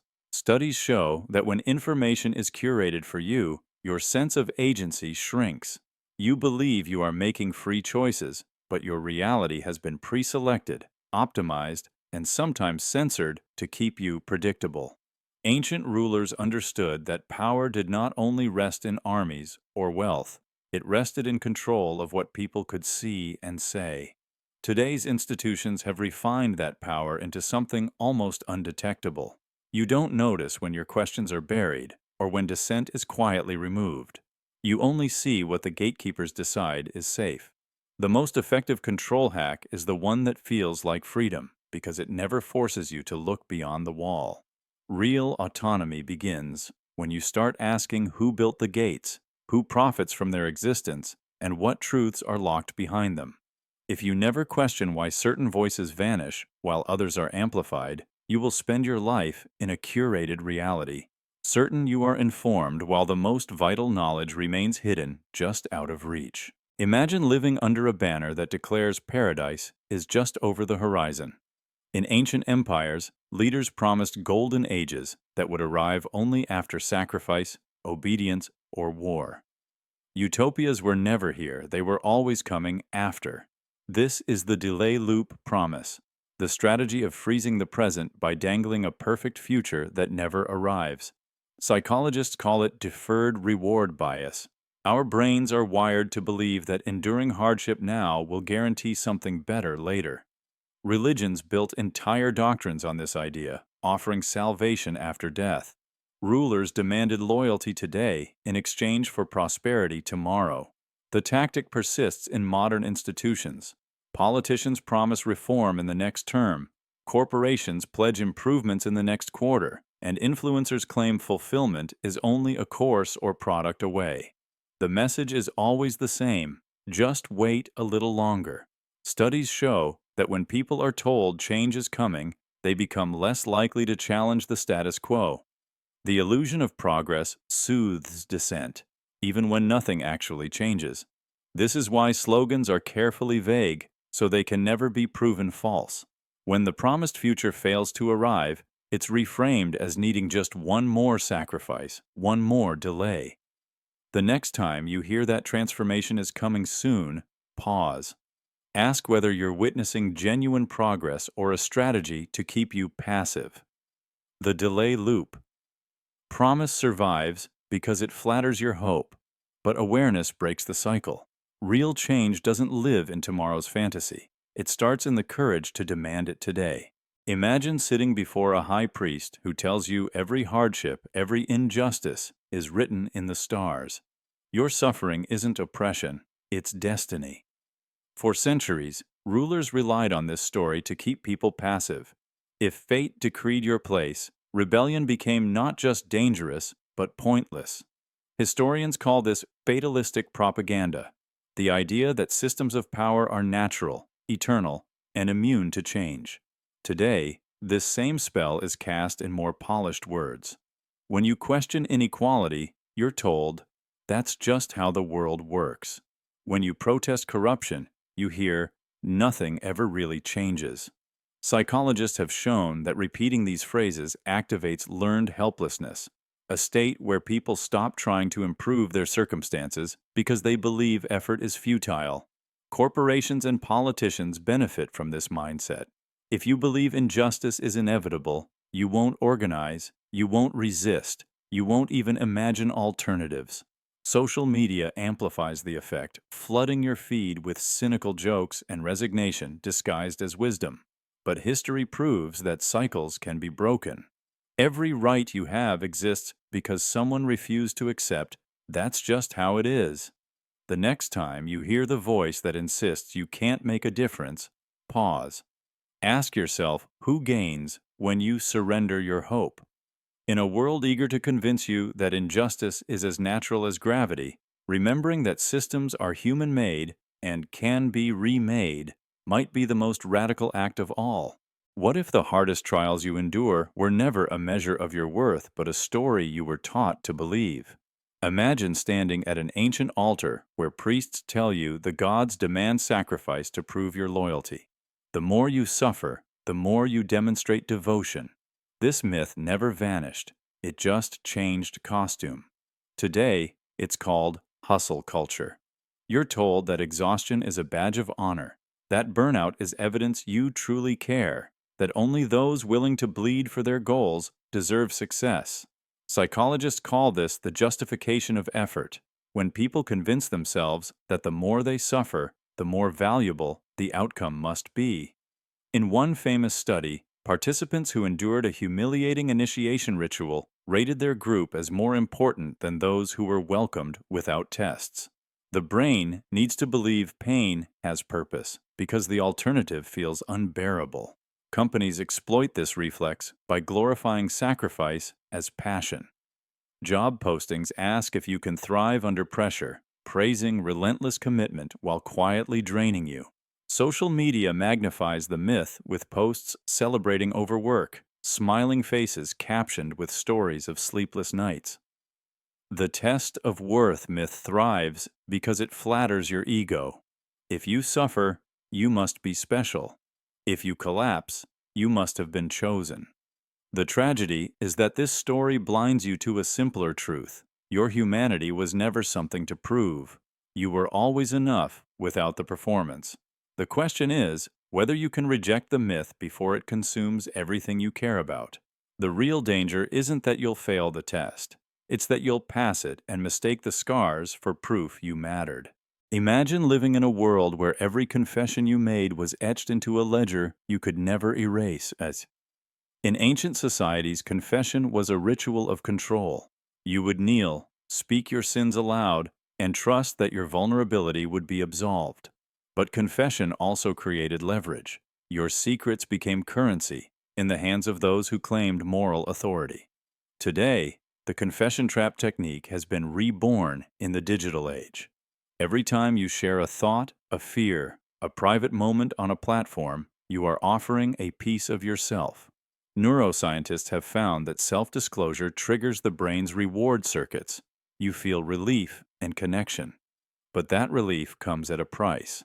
Studies show that personal data is harvested, analyzed, and weaponized to predict your behavior. What once was sacred is now a commodity. Algorithms assemble a mirror of your mind, your weaknesses, your desires, your shame. Corporations and institutions use this mirror to shape your decisions. They feed you content engineered to keep you docile, compliant, and distracted. The illusion is that sharing is liberation, but in reality, your confessions become chains. The next time you feel the urge to bare your soul online, pause and ask, who will hold this information tomorrow? If you never question where your secrets go, you risk surrendering your autonomy to systems that profit from your openness and turning your private truths into tools of quiet control. Imagine you were born in a society where the moment you entered the world, a label was tied to your wrist. It might be your caste, your lineage, or the trade your ancestors practiced for centuries. That single word determined who you could marry, what you could learn, and how high you were allowed to climb. To question it was to defy the natural order itself. Fast forward to today, and you will see the same rule dressed in modern language. Now, it's not just birth. It's diagnoses, personality types, star charts, and algorithmic predictions. You take a test and are told you are an introvert, an anxious attachment style, a number on an enneagram. The label feels scientific, rational, undeniable. You start to organize your life around it, repeating the story until it becomes your identity. Psychologists call this self-labeling bias, the tendency to treat descriptions as destinies. Studies show that when people believe a trait defines them, they stop exploring other possibilities. They trade curiosity for certainty. Ancient rulers used birth labels to control ambition. Today's institutions use data labels to predict your behavior, and marketers exploit them to sell you products tailored to your type. The result is the same. Potential shrinks to fit the category. You think you are discovering your true self, but you are often just accepting a script someone else wrote. Real freedom is not measured by how many labels you can collect, but by your ability to step beyond them.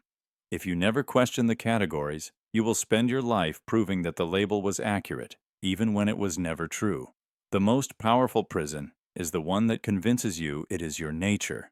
To escape it, you must be willing to become unpredictable. Imagine waking up to find half the words you once knew erased from every scroll and tongue. Ancient rulers understood that if you control language, you control thought itself. In every empire, certain ideas were forbidden not by law alone, but by the absence of vocabulary to express them. This is the language limit grid, a silent lattice of permitted words that defines what you're allowed to imagine. Psychologists call this linguistic relativity, the idea that language shapes perception. If there's no term for an experience, it becomes harder to notice, harder still to share. In ancient China, emperors standardized writing to erase regional dialects that carried dissent. In medieval Europe, religious authorities banned text to keep certain concepts unspoken. Today, the tactic is more subtle, but just as effective. Platforms offer pre-selected labels, drop-down menus, and trending hashtags to define your thoughts before you can define them yourself. When language is filtered through algorithms, what isn't named quietly disappears from awareness.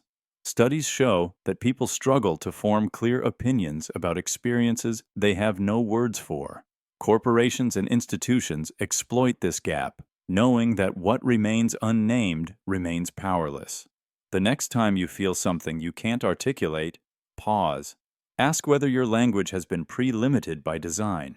The language limit grid survives because it feels invisible, just the way things are. But when you invent your own words, when you refuse to let your experience be boxed in, you reclaim the power to think beyond what is sanctioned, and that is the first step toward freedom. Imagine a king sitting on his throne, hanging on every word of the royal astrologer. Each prediction became a command. If the stars said he would fail, he acted as though defeat was certain. If they promised triumph, he charged ahead without caution. For centuries, rulers surrendered their judgment to forecasts that felt inevitable. Today, the astrologers have been replaced by algorithms. When you scroll through your feed, predictive models analyze your behavior, every click, pause, and swipe, to decide what you'll see next. Psychologists call this the self-fulfilling prophecy, when a prediction shapes your choices until it becomes true. If the algorithm decides you prefer outrage, it feeds you headlines designed to keep you angry. If it senses despair, it offers content that deepens your hopelessness. Over time, these predictions don't just reflect who you are, they mold you into who the system expects you to be. Studies show that repeated exposure to the same narratives narrows your beliefs and habits, making change feel impossible. This is the predictive obedience hack. By telling you what you'll want, what you'll fear, what you'll buy, algorithms make you easier to control. The next time you feel like your choices are entirely your own, pause. Ask yourself whether you're acting freely or simply playing out a script written by unseen code. In a world eager to automate your identity, remembering you can still choose differently might be the only way to stay human. What if your deepest fear wasn't physical harm, but being cast out where no one could hear you? Imagine living in an ancient tribe where exile meant more than losing shelter. It was a sentence of invisibility. The worst punishment was to be ignored, to be treated as if you no longer existed. This tactic didn't vanish with time. It evolved. Today, it's called ghosting, unfollowing, silent treatments, modern rituals of social death. Psychologists call this social exclusion, and research shows the brain registers it with the same pain circuits activated by physical injury. One study using fMRI scans found that rejection lights up the anterior cingulate cortex, the same region triggered when you touch a hot stove. In the digital world, the tactic has become even more precise. You can be muted, blocked, or left on red, each tiny act reinforcing the feeling that you are unworthy of connection. Platforms amplify this isolation by displaying your follower count, your likes, your visible popularity as a measure of worth. The isolation cage tactic thrives because it doesn't need confrontation. It relies on silence, making you question whether you did something wrong or whether you ever mattered at all. Companies use it to discipline employees without open conflict, managers quietly removing people from meetings or group chats until they disappear. The tragedy is that this strategy feeds on your longing to belong. You start to police yourself, to shrink your voice, to avoid any risk that might lead to exile. The real danger isn't that others will cut you off. It's that you'll preemptively lock yourself in the cage to feel safe. The question is whether you can break free before the silence convinces you it's what you deserved all along. Imagine stepping into a grand hall lined with doors. Each one has a different color, a different label, a promise of freedom etched into its frame. You feel empowered, certain you can choose your own destiny. But the moment you walk through any door, you realize they all lead to the same dimly lit room, owned by the same invisible hands. This is the false empowerment script. In ancient kingdoms, rulers offered illusions of choice, ritual votes, councils stacked with loyalists, councils that existed only to make subjects feel heard. Today, this tactic has evolved into something more sophisticated. You're offered endless brands, political parties, lifestyle identities, yet most of them funnel your energy and resources back to the same corporations and interests. Neuroscientists have shown that the perception of choice is enough to trigger dopamine, making you feel powerful even as you're being managed. Studies reveal that when people believe they have agency, they stop questioning the structure around them. You feel accomplished for choosing a different path without realizing all the paths are pre-approved. Corporations and politicians exploit this by flooding you with micro-decisions. Pick a flavor, pick a slogan, pick a filter. The illusion is that you are in control. But real empowerment begins when you ask who benefits from the options you're given. The next time you feel triumphant for making a choice, pause and ask, was this freedom or just another door to the same cage? Imagine you were born in an empire where some slaves were kept in golden rooms. Their chains were softer, the meals finer, the walls painted with beautiful scenes. Outsiders envied their lives and called them lucky. But the door was still locked, and leaving meant losing everything that made captivity feel comfortable. Over time, most stopped thinking of escape at all. Fast forward to today, and you will see the same strategy perfected. You are offered endless conveniences, smart devices that anticipate your needs, entertainment that never stops, social networks that promise belonging. You feel free because you can choose between countless options, but the cage has simply become invisible. Psychologists call this learned helplessness disguised as contentment. Studies show that when people are kept comfortable, they are far less likely to challenge authority or question their dependence. The system does not have to punish you if it can keep you pleased. You tell yourself you are fortunate because you have what your ancestors could never imagine: instant information, cheap luxuries, frictionless transactions. But the cost is often invisible: your time, your attention, your capacity to think beyond what is given. Ancient rulers used chains and threats to enforce compliance. Today's systems use convenience and praise. If you never question the terms of your comfort, you will confuse ease with freedom and entertainment with purpose. The most effective prison is the one you decorate yourself, believing it is a palace.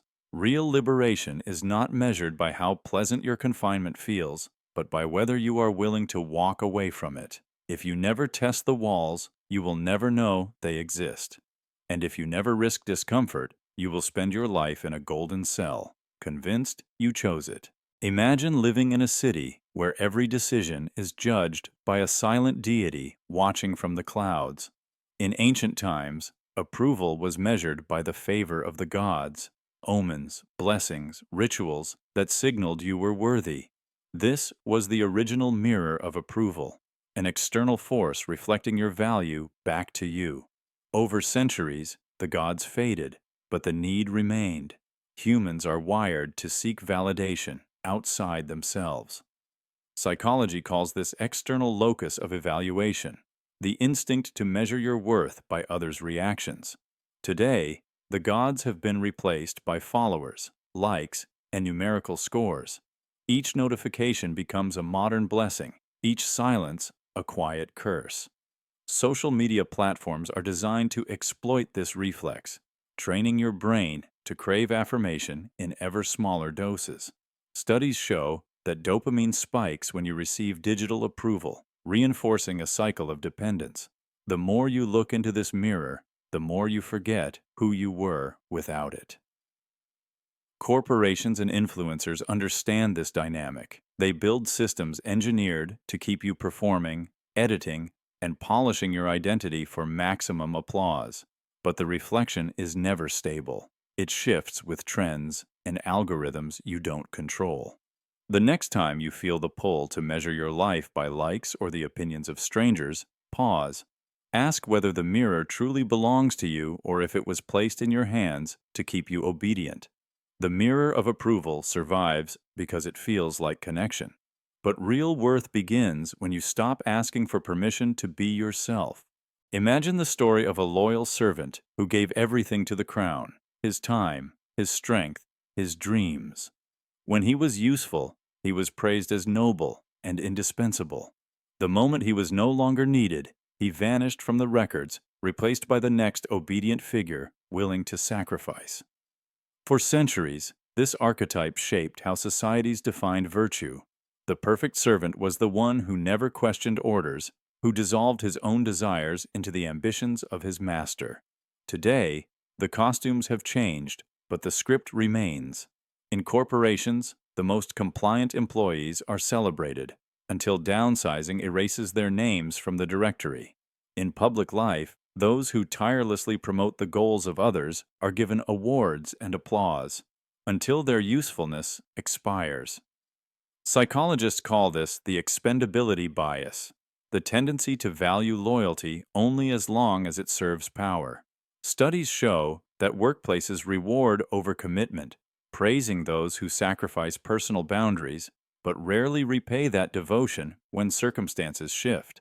Social media accelerates this cycle, turning service into a performance that must be constantly renewed to stay relevant. The next time you feel tempted to prove your worth through endless compliance, pause. Ask yourself whether you're building something lasting or simply auditioning for approval that will evaporate when you need it most. In a world eager to exploit devotion, remembering that your value isn't measured by obedience might be the only way to stay whole. What if the God you worship most doesn't have a face, only a ticking hand? Imagine living centuries ago when temple bells rang through villages, commanding everyone to wake, work, pray, and sleep. Time itself was declared sacred, measured and enforced by those in power. Today, the bells are smaller, but the ritual is the same. Your phone vibrates, your calendar pings, your smartwatch whispers that you are already behind. This is the sacred clock rule, the belief that every second must be optimized, tracked, and surrendered. Psychologists call it temporal control, a system that uses constant reminders to keep you obedient to schedules you didn't create. Research has shown that even small interruptions, a single notification, can shatter focus and increase stress. In one study, people who received frequent alerts performed worse on cognitive tasks and reported feeling less satisfied with their work.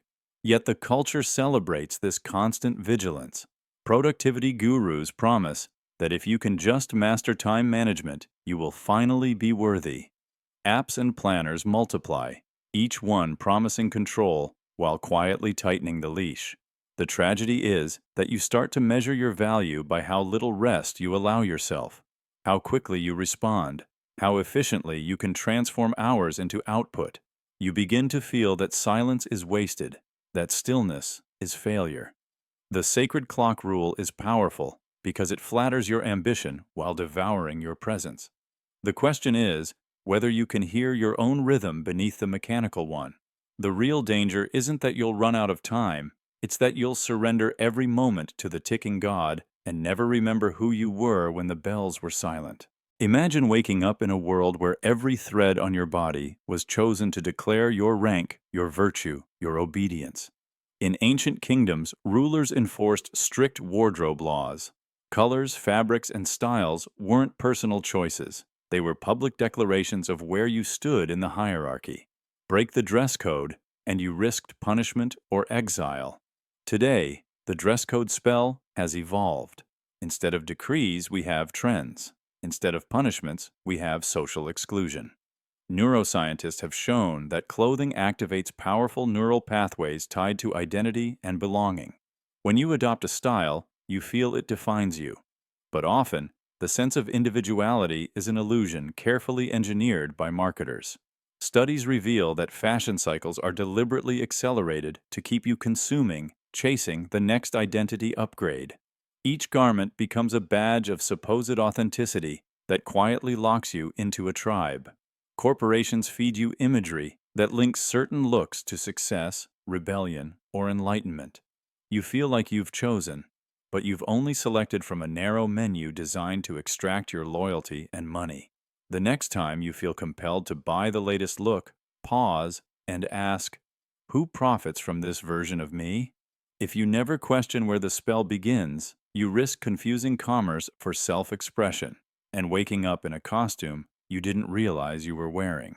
Imagine you were born in a time when questioning the official story was the most dangerous act you could commit.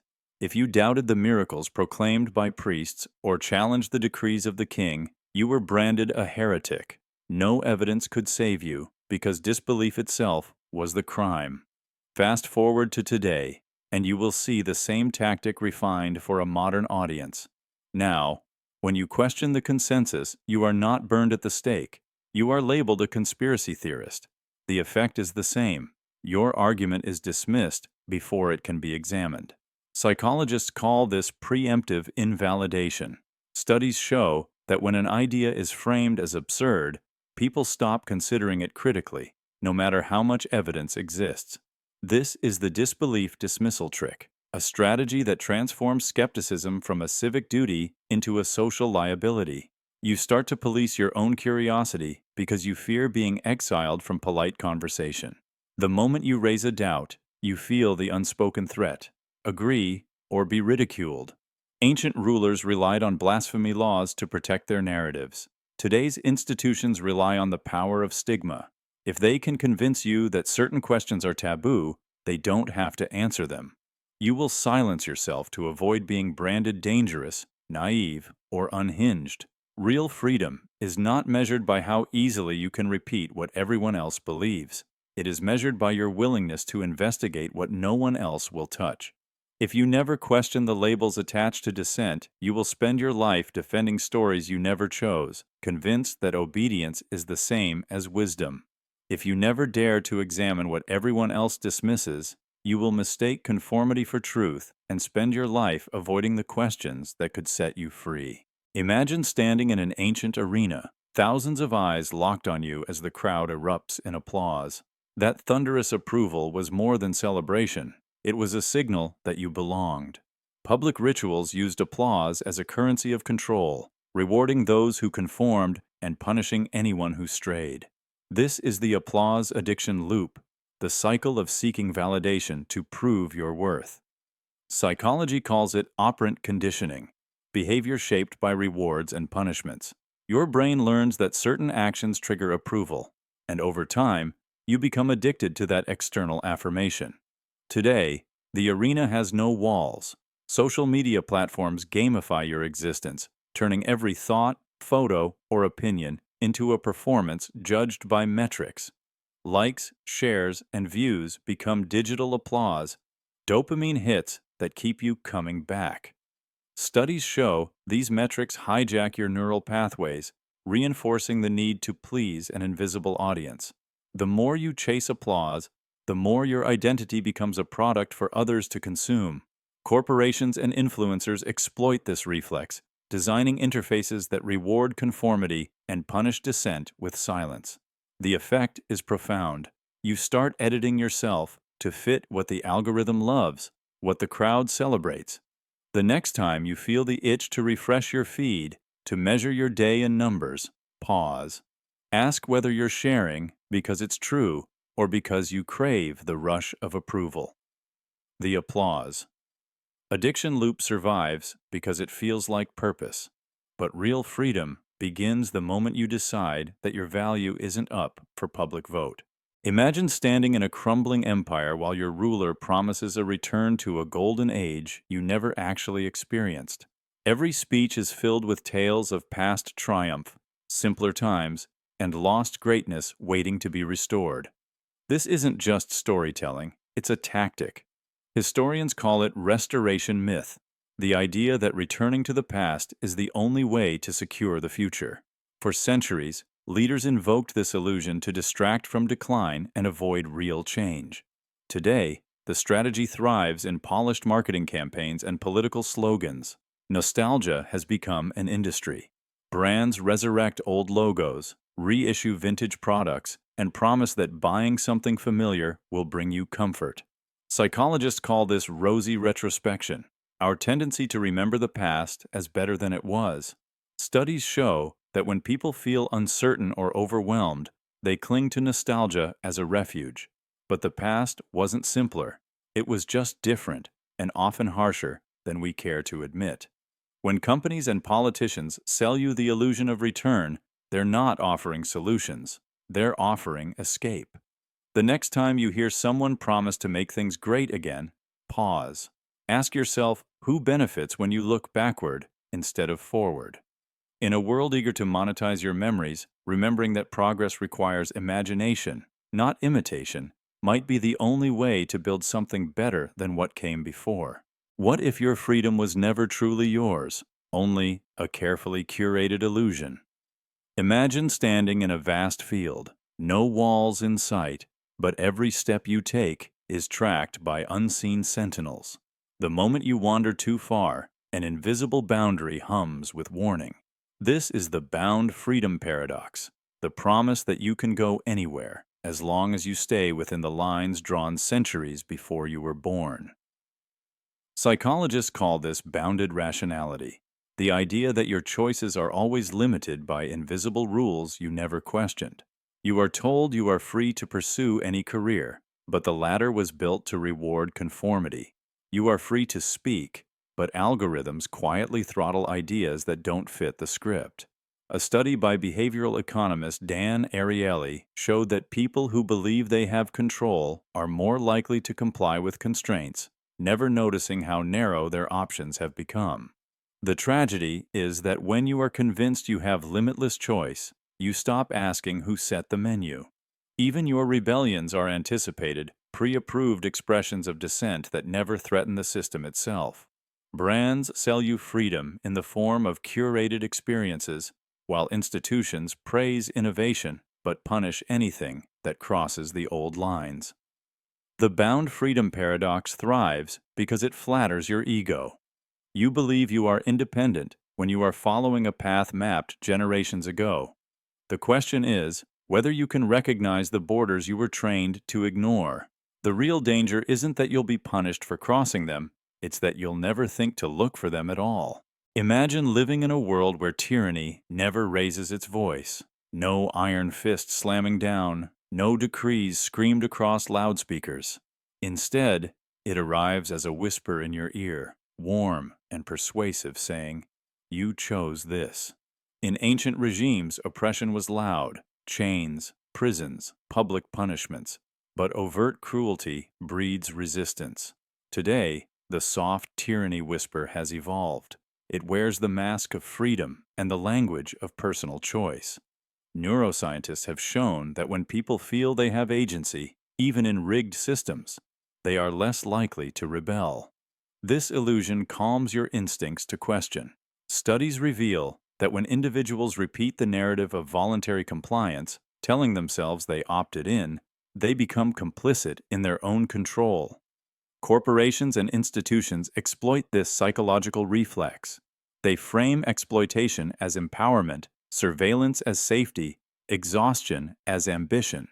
You internalize the script until your own voice echoes their message. I chose this job. I chose this debt. I chose this endless performance. The soft tyranny whisper doesn't need to crush you outright. It only needs to convince you that submission is your idea. The next time you hear that soothing voice assuring you that everything is fine, pause and ask, whose words are these really?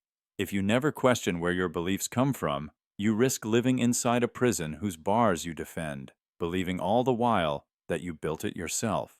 Imagine you were born in a kingdom where devotion was measured by how completely you could erase yourself in service. From dawn to dusk, you worked not for your own survival, but to glorify a ruler you had never met. Your worth was defined by your willingness to sacrifice without complaint. The priests called it sacred duty. The lords called it loyalty. But it was always the same, a system that thrived because you believed exhaustion was a virtue. Fast forward to today, and you will see the same mindset refined to perfection. You are told that working longer hours proves your value, that never switching off is a badge of honor. Corporations praise your passion when you stay late without pay. Influencers romanticize hustle as the highest form of commitment. Psychologists call this internalized servitude, the belief that you exist to perform, to produce, to please. Studies show that chronic overwork doesn't lead to greater success. It leads to burnout, depression, and a profound disconnection from any purpose beyond survival. Ancient empires used religion to sanctify endless labor. Today's systems use slogans and performance metrics. The tools have changed, but the logic remains. If you are always working, you are too tired to question why. You convince yourself that devotion is noble, when it is often just unpaid loyalty to institutions that will replace you without hesitation. Real freedom is not measured by how much you can endure, but by whether you can reclaim your time and attention. If you never question who benefits from your sacrifice, you will spend your life as an eternal servant, convinced that your exhaustion is proof you are good. If you never reclaim your right to rest, you will mistake endless sacrifice for purpose and wonder why fulfillment never arrives. Imagine standing inside a temple with no walls, no altar, no priest, only the architecture of your own mind. Ancient rulers built colossal monuments to command devotion, but today they've discovered something more powerful, the ability to construct temples within your thoughts. This is the mind-temple illusion, the quiet colonization of your beliefs and fears until obedience feels like your own idea. Psychologists call it internalization. When an idea repeats often enough, your brain stops recognizing it as external influence and brands it as self-evident truth. Propaganda doesn't need statues or banners anymore. It needs repetition, subtle cues, and algorithms that learn your deepest vulnerabilities. Modern platforms are designed to curate what you see, so you adopt convictions you never questioned. You believe certain goals matter, certain people deserve hatred, and certain authorities are beyond challenge. The illusion feels natural because it's built from your own thoughts, carefully shaped by invisible hands. Studies show that when people are flooded with the same message across multiple channels, their brains process it as consensus reality. You never feel forced, you feel enlightened. The most effective control is the kind you can't see. The next time you notice an idea you've never examined but hold with unshakable certainty, pause. Ask yourself who benefits from that belief living inside you. The mind. Temple illusion thrives because it flatters you with the comfort of belonging. But true freedom begins when you walk outside the temple built in your mind and choose what you worship.